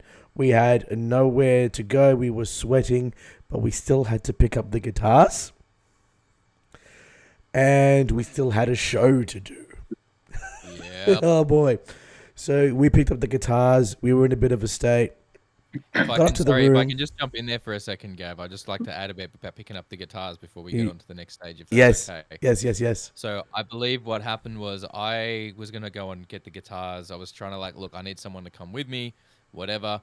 We went to try and hail a cab, and we were like, because we had 2 rooms in New York, and I was in one of the rooms. I'm like, all right, look, I think Ash ended up coming with. And I was like, all right, we're ready to go. And Ash stood up, he was like, yeah, I'm ready to go. Actually, wait a minute. Sat down on the bed, grabbed the bin, and was just like, yes, into the fucking bin. Put the bin Straight down up, and was like, yeah. okay, let's go. and then we went to pick up these guitars, and they gave us like a Fender Strat and a Fender Tele to play in B tuning, which was like, fuck you guys. But I mean, I had a 5-string Fender P bass, so I was pretty happy. But anyway, that's a little bit of bit of that story. But Ash was just like, yeah, I'm ready to go. Actually, give me a second. Vomited, projectile vomited into the bin. Okay, yeah, I'm good to go now. Yep, that's right. Yep, Larrabee, we've never been anything but classy. Hey! So, how's it going, Jizz? Yeah. Do you guys understand how? Yeah. For me, Ash and I, as we mentioned earlier about when he joined, he and I instantly became attached at the hip, right? Yeah. So to have my boy in New York, fuck. Oh, yeah. How am I supposed to party without this guy? Yeah, we ended up having the after effects of the party without actually having the party, Ash and I. I mean, guys, I did. Oh, I did. You did, yeah. You had the party. We partied pretty hardy. So Ash and I are wrecked. Attached at the hip.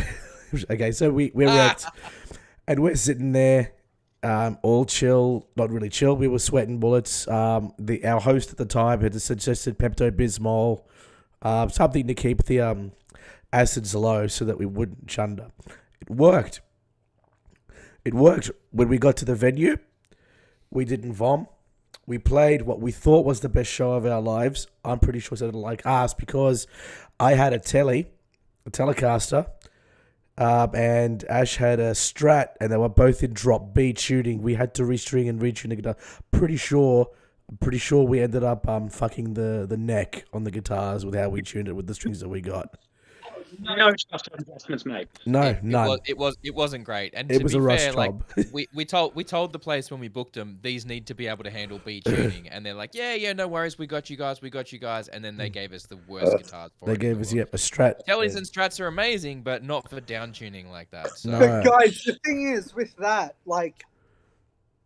it gave us, and I know I'm not an instrument player or whatever, but that situation gave all of us an awareness. Yes. It gave us more of an understanding and appreciation. Oh, yeah.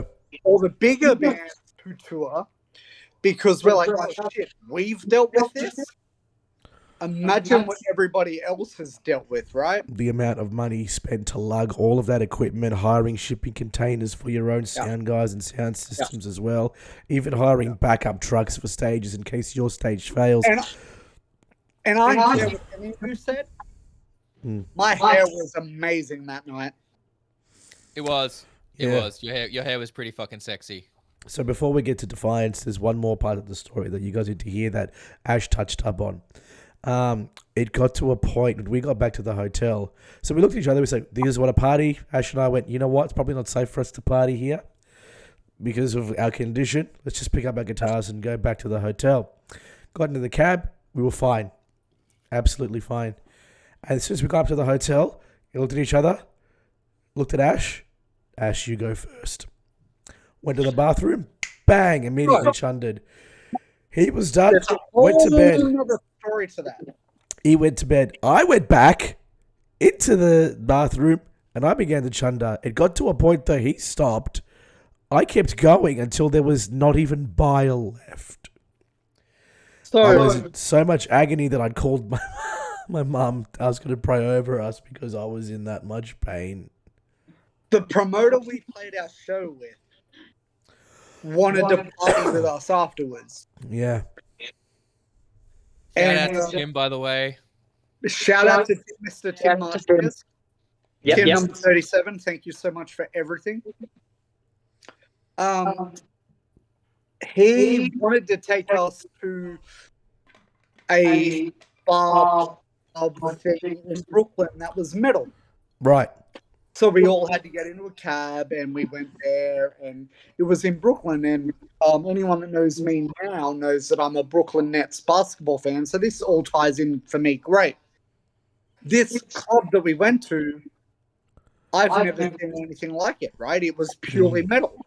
Yeah. It was kind of like a mini hard rock cafe. Yeah, where so there it's was like posters and album covers all over the walls, just under red light the whole time. I'm pretty sure there was like a life-sized like dummy just sat somewhere like looking like a zombie and shit. So the jukebox was all metal albums, like yes, there was jukeboxes, there was clothing of bands in cases, all sorts of cool shit. Oh yeah. It was a really, really fun night. Thank you to Tim for allowing us to do so. It was wonderful. And sorry, if I can jump in as well, I want to give a massive shout out to the other bands that played with us on that night. Seas of Wake, Eyes of Cyanide. Seas of Wake, Eyes Like Cyanide. Oh fuck, what were the other two? I don't know. Dennis the Menace. Fuck. No, I've got them somewhere. Hang on, let me find them because I know I've got the shit on here. Archived. I know I've got the shit in here somewhere. Just let me load up my media library and I can. While he's loading up his media library, playing in New York, guys. If you want to actually see us do that, it's on YouTube. Look it up. You'll look up Tension Rise, New York City, blah blah blah. Yeah. You'll see the whole fucking set. Lies Beneath. Lies Beneath was the opening band on that night. That's right. They were fucking amazing. I remember that. I think they loaned us a couple of cables as well. They were the first dudes we met when we walked in. Oh, yeah, they were absolutely fucking incredible. And the last band, fuck, what was that? What was that last band? My balls. It was Ray. Fuck. I can't remember the name, but Ray is one of the most amazing voices I've heard in my life. The name sounds familiar. Shout out to Ray Hodge. Do you still talk with Ray? I have him on social media, yeah. Fuck, I gotta find that guy, man. Very, very openly homosexual and black in a time when it was awkward to All do of the Albatross. Yes, that's the All band. of the Albatross. That was them. Yeah. They were fucking. Oh my god. Every band we played with that night was fucking amazing. You need to check all of them out. Lies Beneath, Eyes Like Cyanide, Fall of the Albatross, and Seas of Wake. Look, they haven't they're all kind of fallen off and doing different shit now. But go and check their shit out if you can find it somewhere. Listen to it. Guys, they're fucking incredible. It's not about me, but when I was organizing these things for everybody, Tim, who you mentioned, he and I share a birthday. Yes. That's how he and I became friends. Mm. And he was a promoter, whatever, cool story, we made it happen. But Seas of Wake, at the time, was one of my favorite fucking bands. Oh, so you knew about them before we played? Yes, sir. I knew about all Holy of them shit. before we played. They were specifically picked because I knew who they were. Seas of Wake was my favorite band from New York. The fact that we got to play with those guys, the fact that we got to party with those guys, the fact that to this day, we've all got someone in those bands on social media. That's life, that's respect, that's love, that's metal, that's music, that's everything. If anyone can ever go back and find those bands, please do. They're fucking amazing. But I'll say that man was a bigger guy. He was gay. He is gay. Like, whatever. He is one of the greatest front men I have ever seen in my fucking life. No doubt. 100%. And thank fuck I played with him. He was unreal. In a time where it was not acceptable to be everything that man is. So proud of him. So envious of his ability in every way. Wonderful, wonderful person, wonderful band. Awesome. All right, now, before I go on to the next song is Defiance. Gavin, you should have worn a black shirt. Yeah. I've told you time and time again that I will not conform to any community that I am in. You need to be non-conformist, Gavin, by looking exactly like the rest of us. Yes. Don't you know how this works? Yeah. Oh shit. Sorry. Yeah. We're black, you racist. Yeah. What? Whoa! Where'd that come from? No. All right. Gavin, what's the I last do not song? support the comments. I do not support the comments made by Kazzy Cage on this server. This is not the guy. Yeah, I don't support the comments on this channel made by Kazzy Cage. Okay, so really quickly, Runaway Coward. When we were writing this song, I had written the solo. I'd spent ages writing the guitar solo for that song. When it came to Defiance, though, when did I write the guitar solo, guys? Do you know when I wrote the guitar solo for Defiance? Do you want to tell you when? On the fucking day. I wrote it 10 minutes before we had to record the solo because I'd forgotten to learn a solo or write a solo for Defiance. Without further ado, ladies and gentlemen, the last song in the EP is Defiance. I have one more story to tell you all. After this, it was about that time where I almost didn't make it back to Sydney with Dan and Kyle. I have some fucking shit to say about that. Oh, that was a time. Oh. We're going to fucking. We were good. Play the song. We'll I play need the another song. fucking drink if I'm going to talk about that shit. We're both going to talk about it. What we'll do is we'll talk about what happened with me, and we'll talk about, like, from my perspective. We'll go what happened from your perspective, and we'll work from there. Sound good? DJ Gavin, spin that shit. All right, ladies and gentlemen, this is the last track on the title EP, Stand in Defiance. The song is called Defiance. Sit back, relax, and enjoy the show.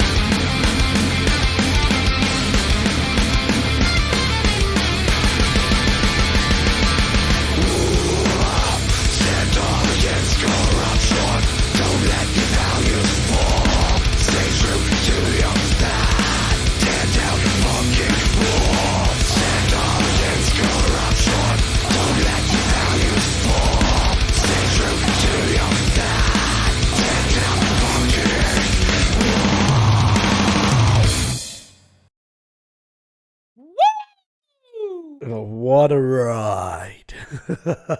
What a rush. All right, calm down, Legion of Doom.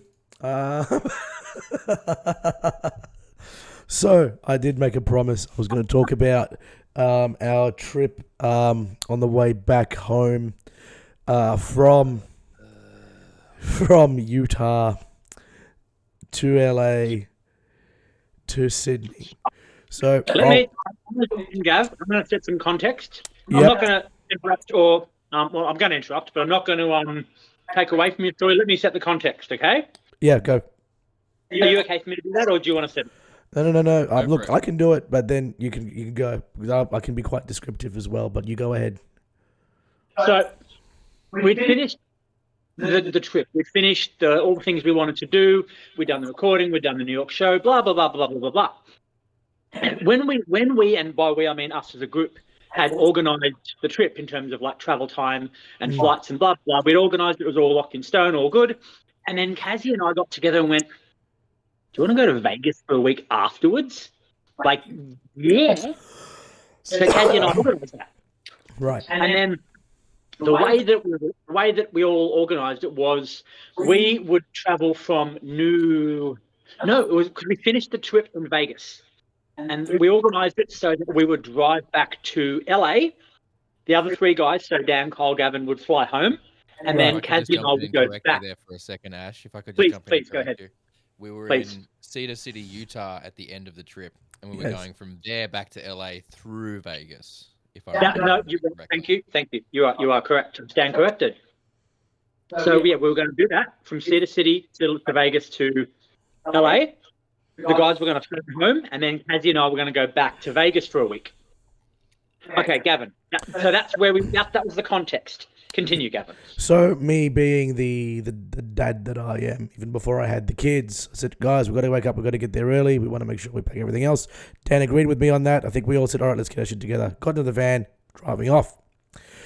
I don't know if you are familiar with the terrain in America, but when you're driving from Utah to LA, there's parts of it where it's mostly desert. The car... Read all of it is Yes, 100%. So we're driving down, and the first sign of trouble we should have noticed, we got pulled over by a police officer. He noticed that he said that the car seems to be swerving. He said, "Sorry, we're not drunk." He gave her a RBT, our host. Said, "We'll do our best to keep everything straight. No worries."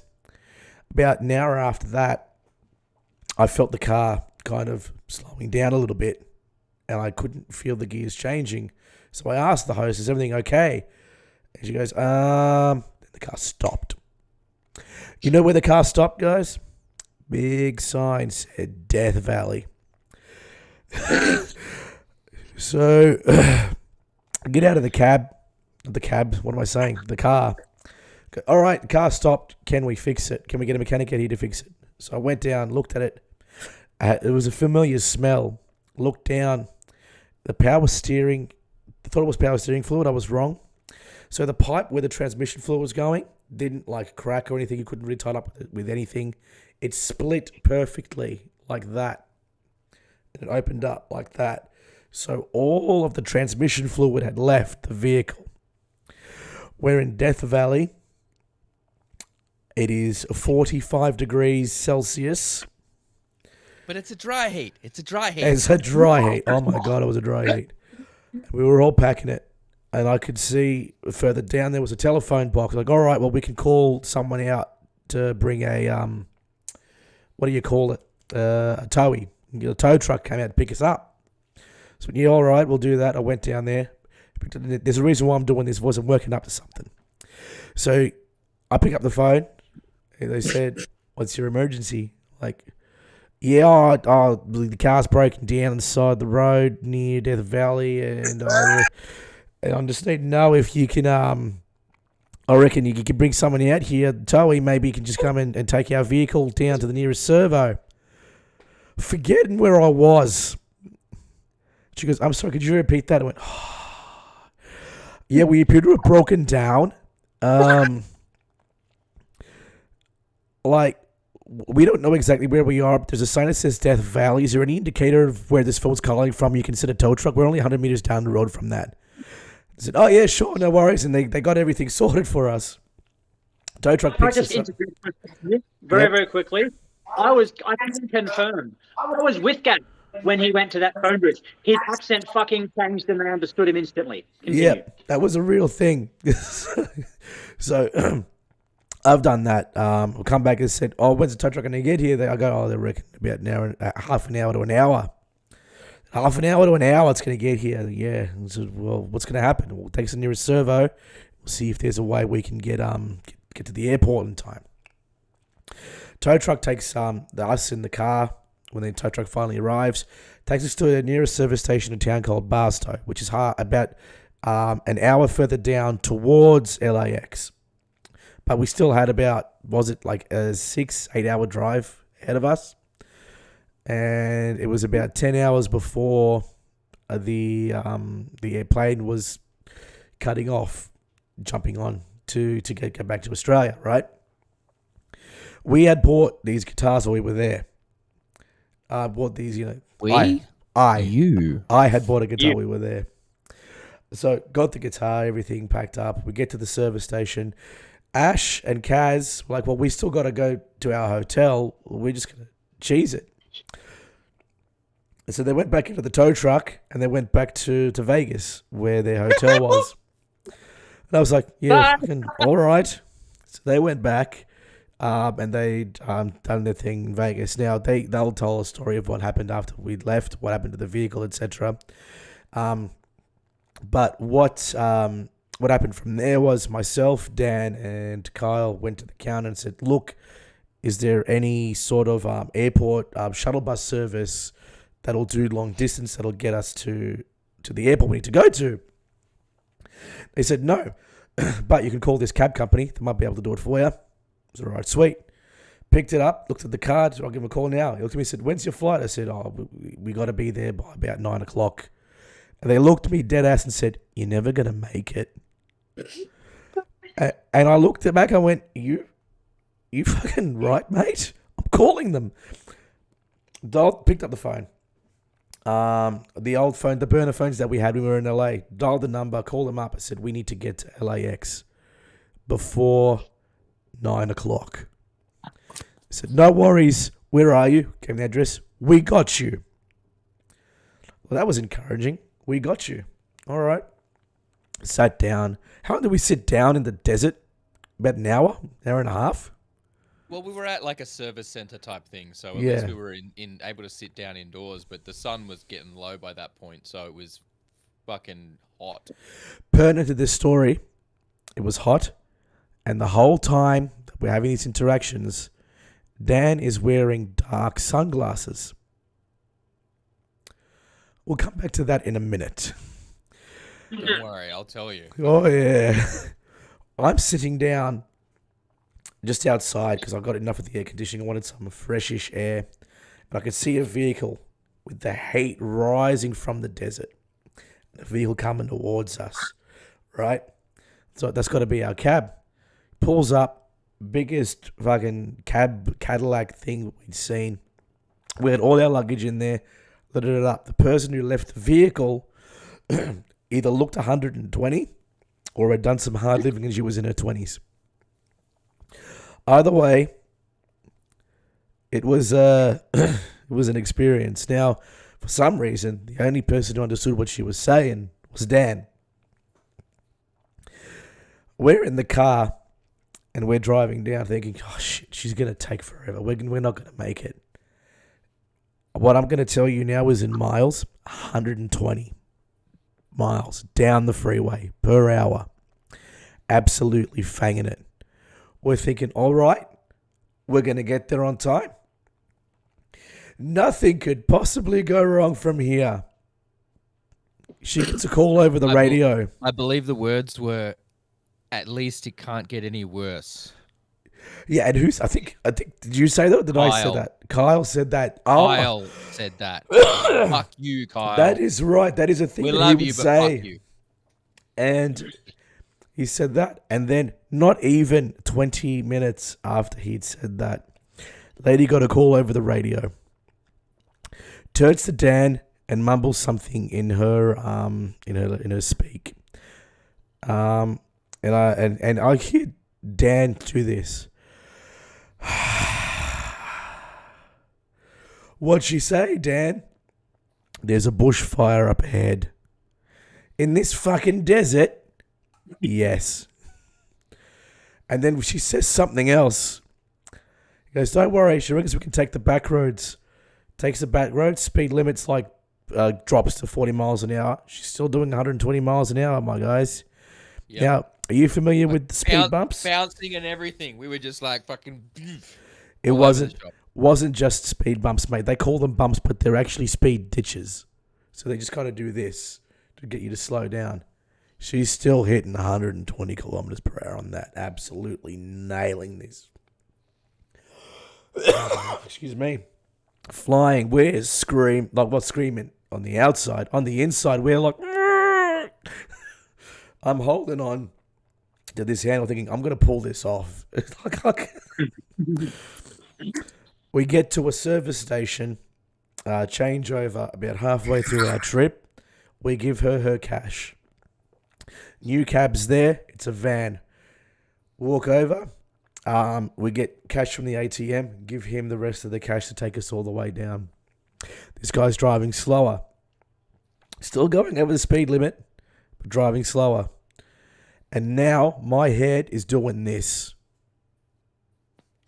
Staring at the clock, making sure that I use my mind powers that we could get there on time. I'm panicking. And this guy is like, oh, don't worry. I wind the clock a little bit earlier to try and beat my time. And I'm saying, that's not how time works, but I'll let him have this. So he's driving down. We pass Compton, and he's saying, don't worry, you'll make it there on time. You'll make it there on time. We hit traffic. Dan still has his sunnies on, as far as I could remember, and it's starting to get the sunset. He's like, don't worry, we're going to pass through Compton now. It's going to be okay. We're going to drive through it quick. And I'm like, okay. Didn't need to know that. Now I'm worried and scared. So drive through Compton. We didn't even go through the burbs. We just went past the burbs. Like, that was nothing. Anyway, he's still talking to us, and I start to panic. We get to the airport. How many minutes before 9? About 5 minutes before 9. He parks us at one end of the airport, Virgin Atlantic. We needed Virgin Pacific. You know where Virgin Pacific was? Not next to the other Virgin terminal. On the other side of the goddamn airport. Way down the other end. Keep in mind, this isn't just some local airport. This is fucking an international airport. But so we ran about 2 or 3 kilometers. Kyle had finally gotten the bug, the vom bug. And Ash is so Dan is behind us. He's running. I've taken some of the luggage and just ran forward. Found the counter, dropped it, and said, we need to board that flight now. I'm sorry. We just closed check-in 1 minute ago. So you got to be fucking kidding me. Dan walks over to the counter. I don't remember what he was saying to the lady behind there. I turned to Kyle and said, I think we're fucked. Manager comes out from behind the desk, looks at it. Oh, yeah, no, it's not just a dry throat, it's a throat infection, Coriana. Anyway, looks at it and goes, all right, just check your luggage and go. We had overweight luggage. They didn't charge us. They just threw it on. Yeah. I was packing it because I'd spent my last 300 US on that cab fare. Yeah. So if I'll jump in here if that's okay, Gav. Yeah, this is where I was going to tag you in anyway. Because your voice is like giving out now, I can tell. So yeah, you can tag it from here. I'll rewind a little bit for you guys. So Gavin and Ash, you guys had the bug when we were playing in New York. Now, for some context, this was just a little stomach bug, right? The child that had it where we were staying, like they had like, you know, they had the immune system for the American versions of the bugs, right? Like it's all slightly different. we didn't have immune systems that were prepared for the American versions of these fucking viruses. So we got it, and it was just like fucking chaos, right? It smashed us so fucking hard. Like, Gavin and Ash were like, I remember when we were at the gig in New York waiting to play, you guys were just like arms folded, fucking heads down on the table for hours until we were waiting to play. And it's the second we finished, you packed up and fucked off back to the hotel. Like, you guys had it really bad. I think when we got back to Vegas, Kaz, I think you might have had it in Vegas. And then we stayed a few more days in Utah. Basically, our plan was, right, because our flights left LAX at like 10 p.m. So we looked at the situation and went, right, we can go the day before, stay in LA, have to check out at 10 a.m., and then we got 12 hours. Like, we don't want to wait at the airport for 12 hours with our luggage, but we can't really do anything else around LA with all of our luggage. Yeah. So what do? We're like, look, it's 10 p.m. at night, right? The flight's at 10 p.m. at night. If we get up early in the morning, pile in the van, spend the day driving, we can get to LAX, plenty of time to check in, do all the stuff we need to do. That was our plan. That was our approach, right? Yeah. Basically, like I said, we went back through Vegas. Kazi had the bug for a couple of days around then. He was recovering from it. The morning we had to drive, I came down with the bug. I'd been like, I was feeling a bit iffy the night before, so I didn't eat all that much. The morning of, I think I didn't have breakfast because I was just not feeling great. Puking, like I couldn't keep anything down. We get in the van. I don't even think I had my fucking seatbelt on because I was like, if we need to pull over and get out, like we took a couple rolls of TP with us just in case. But it was like, you know, if you have to shit on the side of the road in the desert, watch out for rattlesnakes. And I was like, okay, I'm not going to have to shit on the side of the road then. But anyway, we had TP, whatever. There was a couple of times, I think, where I was like, can you please pull over? I think I'm going to vomit or I think I'm going to shit myself. Thankfully, it didn't happen, but whatever. I didn't have my seatbelt on. We got pulled over by the cops. They're like, quick, put your seatbelt on. Thankfully, there was shit in the back of the van that blocked their view of me putting my seatbelt on. Anyway, we get, like, the van breaks down. By this point, it's been about, like, I haven't had any food in me for about 18 hours by this point. I hadn't been able to keep really much even water down. It was horrible. I was really dehydrated. I was sick. I was tired. I was, guess what mood I was in? No. That was the mood. And so anyway, we get towed to this, what's the equivalent of a service center, right? You know, you go to the highway, it's a big service, like a truck stop. We're trying to figure out what's going on. I'm like trying to have some kind of water or something to at least keep myself hydrated if I can. I'm exhausted. I'm like sitting at the table with my head in my hands, just trying to keep myself together in some capacity. Kaz and Ash and our host piled back into the tow truck with the van, fucked off to Vegas. Yeah, they did. To be fair, if I was in your shoes, I would have done the same thing. I would have been like, that's your problem. I'll see you guys later. Whatever, okay? Like, it is what it is. Yeah, we're talking to the guys behind the counter at the service center, the truck stop. We're like, we need to get here. They're like, call these guys. As Gav said, call these guys, whatever. We ring the guy up. He's like, yep, we can get you there. It's going to be $500. US. Like, now, to be fair, I think the exchange rate was about 1-to-1 at the time, so it wasn't as bad. It was 1-to-1, yeah. But we'd spent all of our money. Like, we were not prepared for this expense at this stage. We had spent all of our money. He's like, it's going to be about $500. Okay, cool. We're like, yep, we can make that work. Not knowing if we could, but we're like, we'll make it work somehow. Waiting for them. They show up. As I said, we piled into the cab with this lady driving.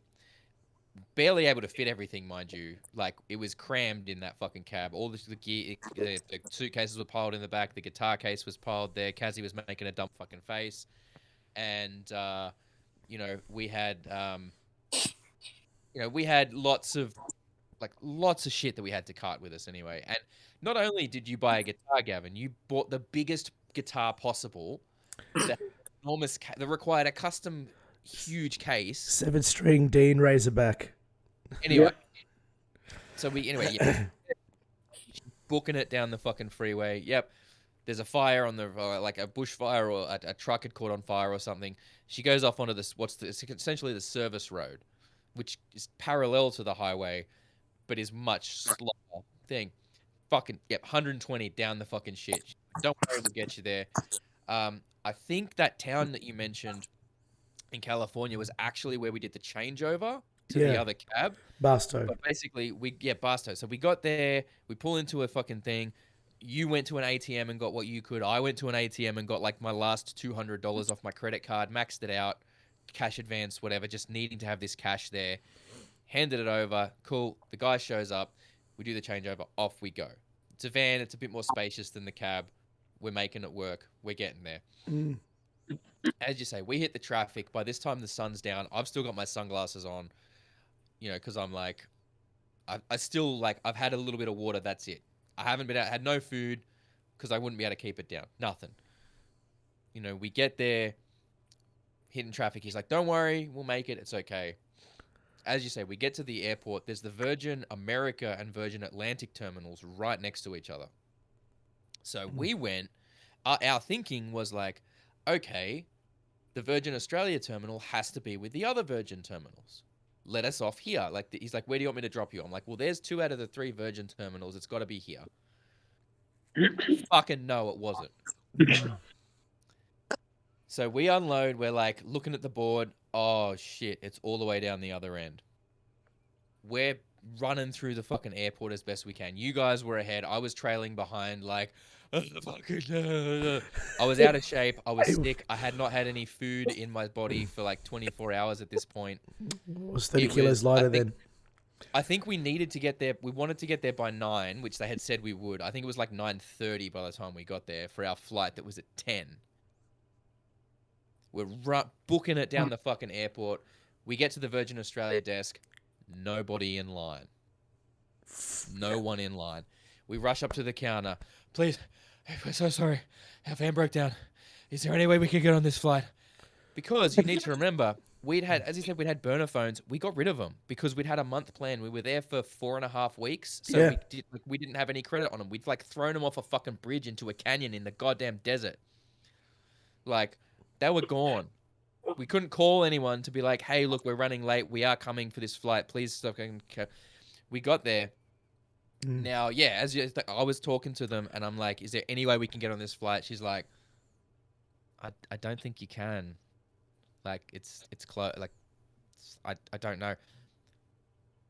Whatever, like, for a moment, like, I know you've got your own personal beliefs. I have my own personal beliefs, which they don't necessarily align. But for a fraction of a second, I believed in God. Her manager was stood behind her, overheard the conversation, said to her, have they closed the cargo bay doors? She's like, no. All right, cool. Put them through. Yep, no worries. She checks our luggage. As you said, she didn't charge us anything extra for the oversize because she's like, need to get it on. She's like, yep, no worries. Go through. It's down the thing. Cool, no worries. We're running through the fucking airport with our shit. We're in line at the security thing, like taking our shoes off, taking our belts off while we're in line, like getting everything off that we're going to need. Cool, we get through that, put it all back on as running through the airport to get there. We get to our gate. Boarding hadn't started yet. Do you remember the announcement that they made? All that shit that we'd gone through, they hadn't started boarding yet. And we were like, I was like, are you fucking kidding me? Like, you could have at least told us that when you were checking us in, that we didn't need to rush through the airport. It was at that point when we got to the gate and we're stood in line. I'm talking to you guys. I'd taken my sunnies off because I had to take them off to go through the security checkpoint, and I didn't put them back on again. Kyle looks at me and goes, what's up with your eye? Yeah. Yep. I burst a fucking blood vessel in my eye from the dehydration and stress of the whole situation. And I was like, I don't give a shit. I just want to get on this fucking flight and get home. Oh, yeah. We got on the flight. They served us whatever food. I like it was like I think it was like a creamy pasta carbonara type thing or whatever was the meal. I'm like, I know this is risky as shit because I'm sick, but I haven't eaten anything in like 24 more plus hours at this point. I just need some food in me. Thankfully, I was able to keep it down. But Jesus Christ, was that one of the most stressful times of my fucking life. Yeah. Meanwhile, Yep. these other two motherfuckers getting shit-faced in Vegas. Yep. Oh man. May I point out, we did not have anywhere because you said that you'd fucking frisbeed. All of us had frisbeed our phones off a bridge. So we weren't in contact. We didn't know whether you made your flight or not until you guys got home and messaged us and said, "Hey, we're home now." Oh yeah. Like wild times, wild fucking times. You had. Can Yep. I just say? No.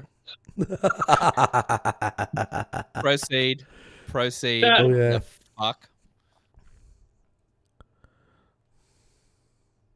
Vegas really looked after us. You guys were in a fucking penthouse. While we were freaking out, worrying if we were going to make our flight. You guys were in a goddamn penthouse. I would be shouting just as much if my voice wasn't cooked right now. Fucking Nelly stole our strip view penthouse. Yes, and we all feel terrible for you. Yeah, Fucking it cunt. would have been really cool if we met Nelly. But he pretty much had the entire floor, Oh, definitely. except for our room. Didn't see him at all. No. Yeah. I feel so awful for you guys that you didn't get the penthouse you wanted. Yo, You had to No, have- you know what? You guys, had to have seriously.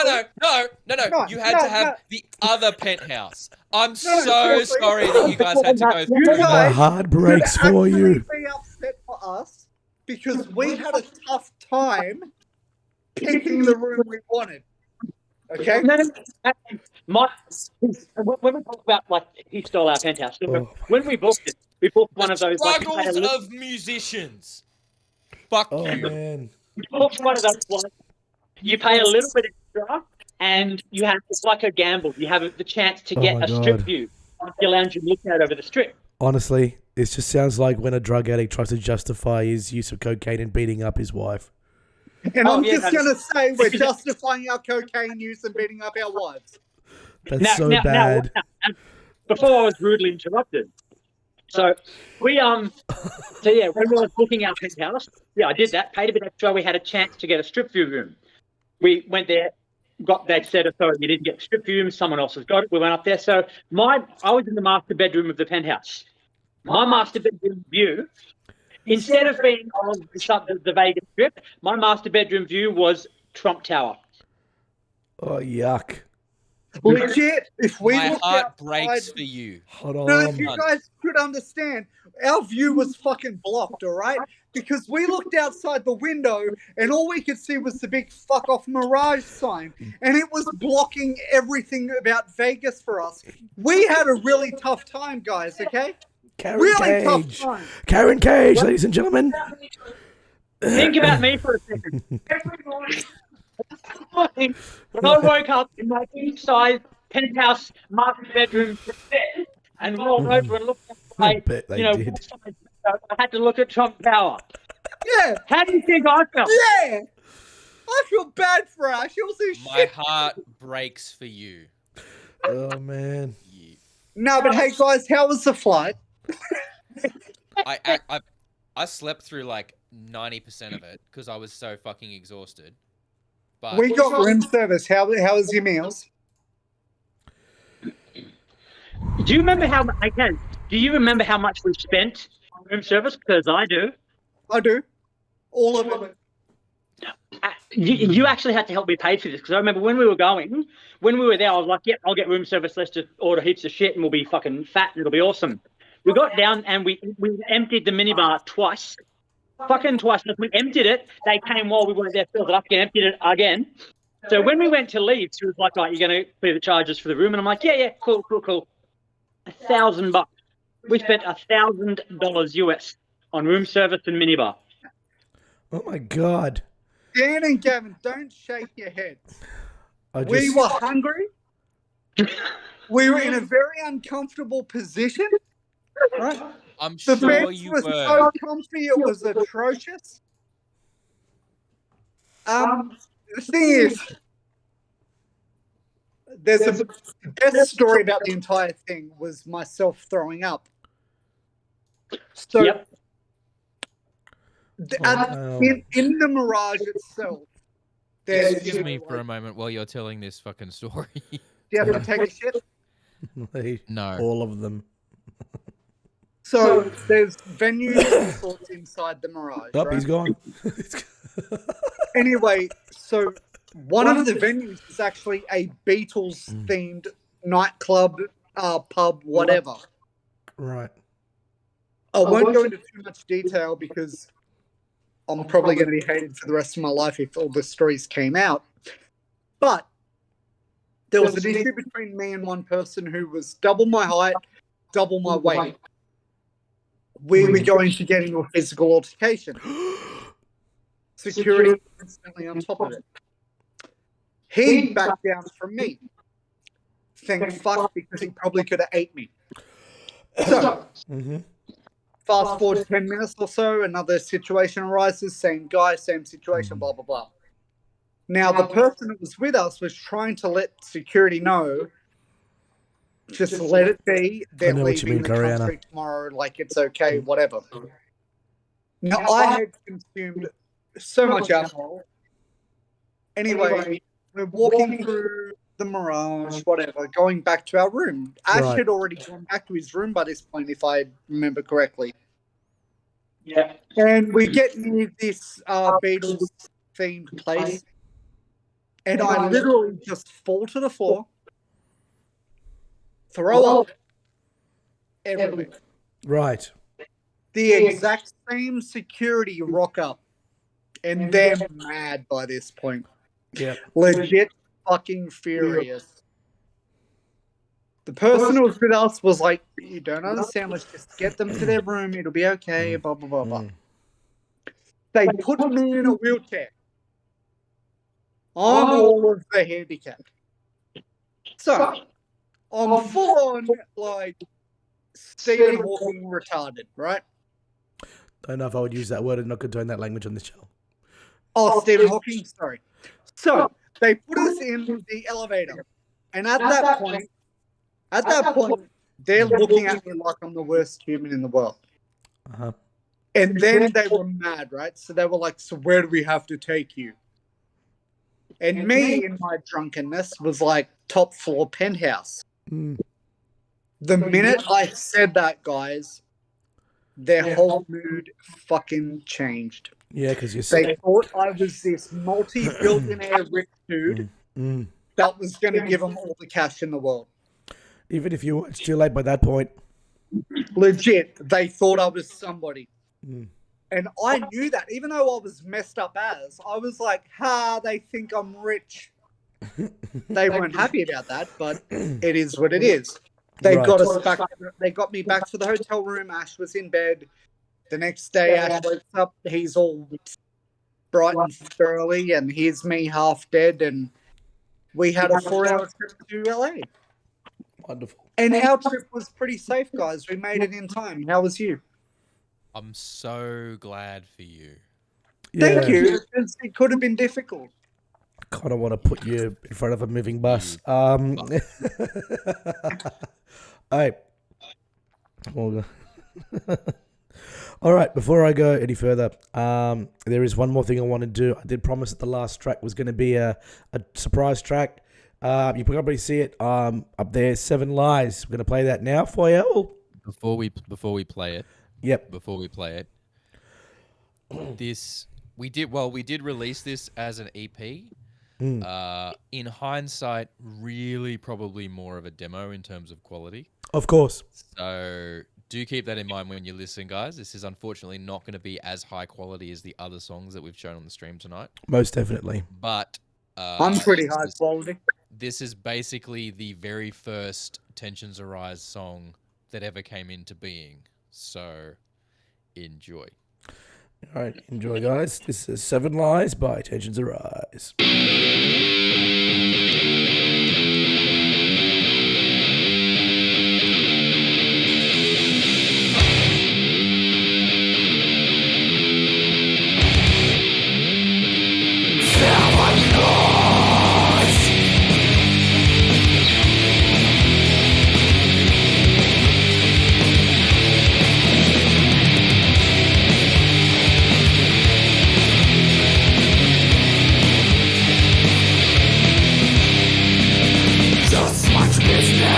Don't stick your nose as you belong, I must confess it. You piss me off for far too long, I've had enough now.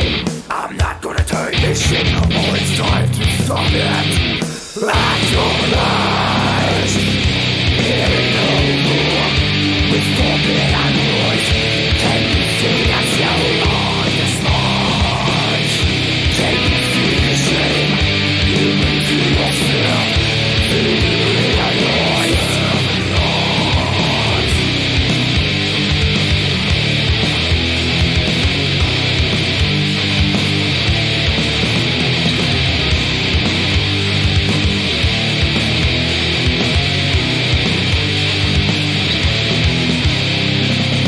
Why don't you know?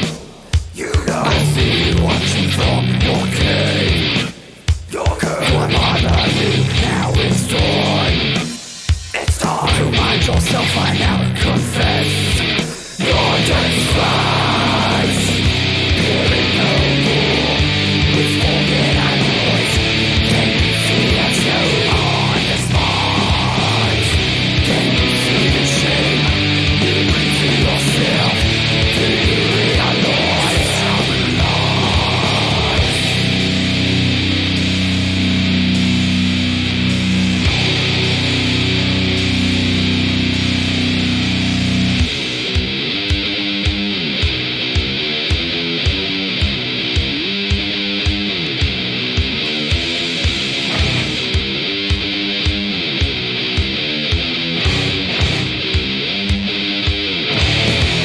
Get rid of your madness, all I wear for men. Sabotage, we will see. You must now acknowledge. Hearing no more, with forbidden words, can you see that you are despised? Can you see the shame you bring to yourself? Do you realize seven lies? Hearing no more, with forbidden words, can you see that you are despised? Can you see the shame you bring to yourself? Do you realize seven lies? Seven lies, seven lies.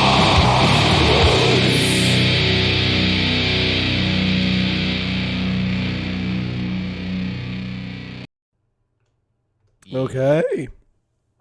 So yeah, very It's that raw, OG shit. very demo-y, very guitars out of tune. And whose fault is that, Mr. I tuned it at home? This guy right here. That's my fault then. Oh dear, oh dear. Yeah, good track. I would love to be able to one day record it properly. I think. What do you guys reckon? Because Yeah, I think well, the track has a lot of potential. I mean, you know, like I've kind of got a version somewhere Oh, good. where I've like been re-recording stuff, and I've got all of the shit here to do it. So Ooh. Yeah, he Been did it working with on all, without all of us. yeah, no, I don't need any of you motherfuckers. To be fair, and I can't believe I'm saying this, I think if it was between me and Dan and Ash, we could have probably played the song, recorded it ourselves with the right drumming backing track. Well, I mean, considering that I wrote the song, I course, think I would hope like so. as talented as you guys are, I feel like I played that song better than any of you motherfuckers. Of course, because you wrote the song, like you know what you're doing with it. And plus, you know, I don't hate it the way you guys do. So Hey, I didn't say I hated. Oh, is hate the right word? I I've ever actually told you this. I don't hate it as much as I say I do. I only hate it because the first time I said I hated it, you got real mad at me. No, I figured as much. Because literally you are physically incapable of not being a troll. that's Correct. true. That is accurate, sir. My goodness, that was really fun. All Look, right. I think it would be cool to play that track with all of us live doing that one-off show. I think so Absolutely. too. Yeah. Yeah. I know that for anyone that is a friend, fan, whatever you want to call yourself, through the whole time that we've done what we've done, Mm. Sin City is the song, right? I get it. I fucking get it. However, for us personally, Seven Lives is the song. It's the song we started with. It's the song we built on. It's the song that we got where we got to with. Yeah. Playing that song means just as much to us as Sin City may or may not to other people. Yeah. Either way, it's going to sound cool, us playing any song recorded from that EP, demo, whatever you want to call it, because all of us have progressed personally and musically, so those songs will sound how they probably should have sounded from the start. 100%. And it's going to be fun. It is. It is. All right. I think, you know, if this show we're talking about ends up happening, it'll be fucking awesome.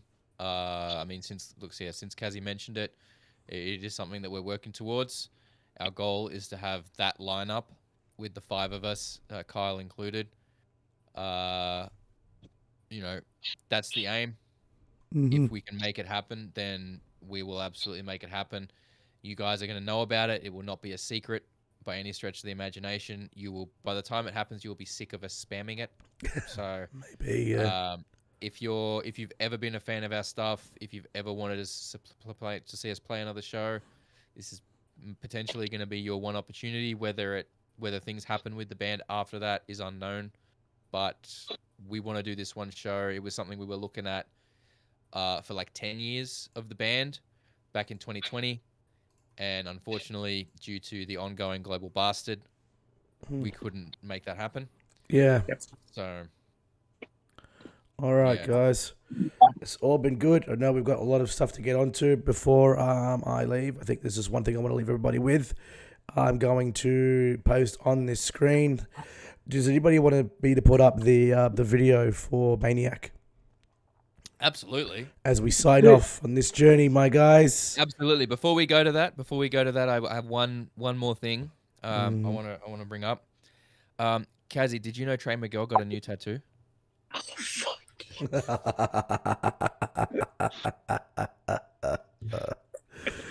All Play right. this goddamn clip.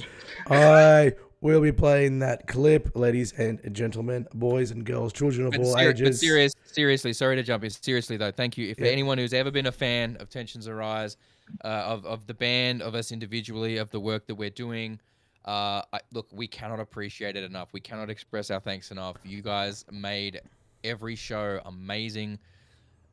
You guys allowed us to do things that we never thought we'd be able to achieve.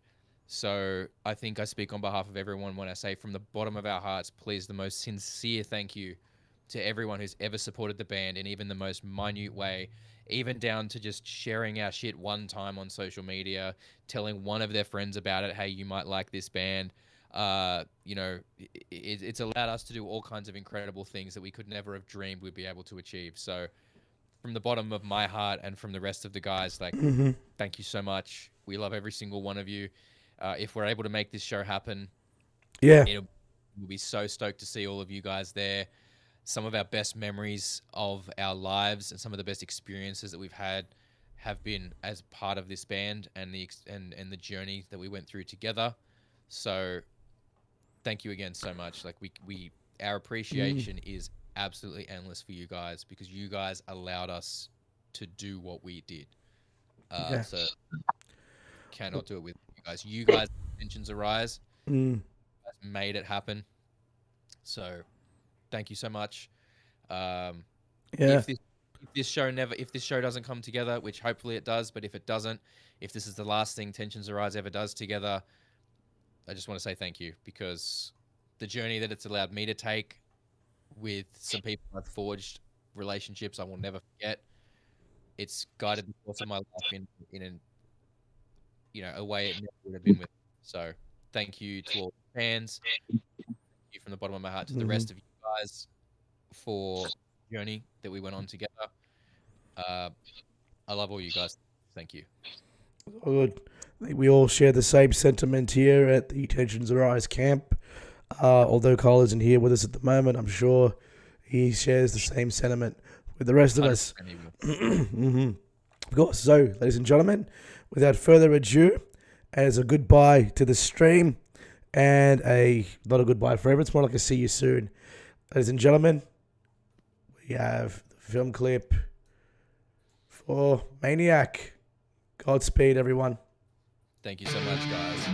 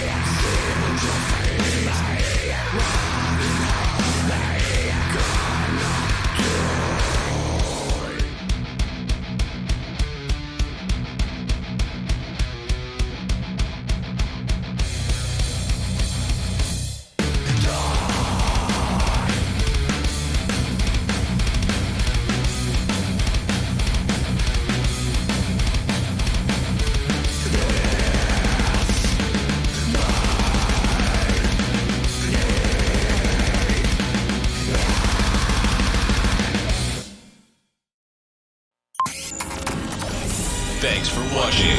Don't forget to follow and subscribe for more content. See you next time.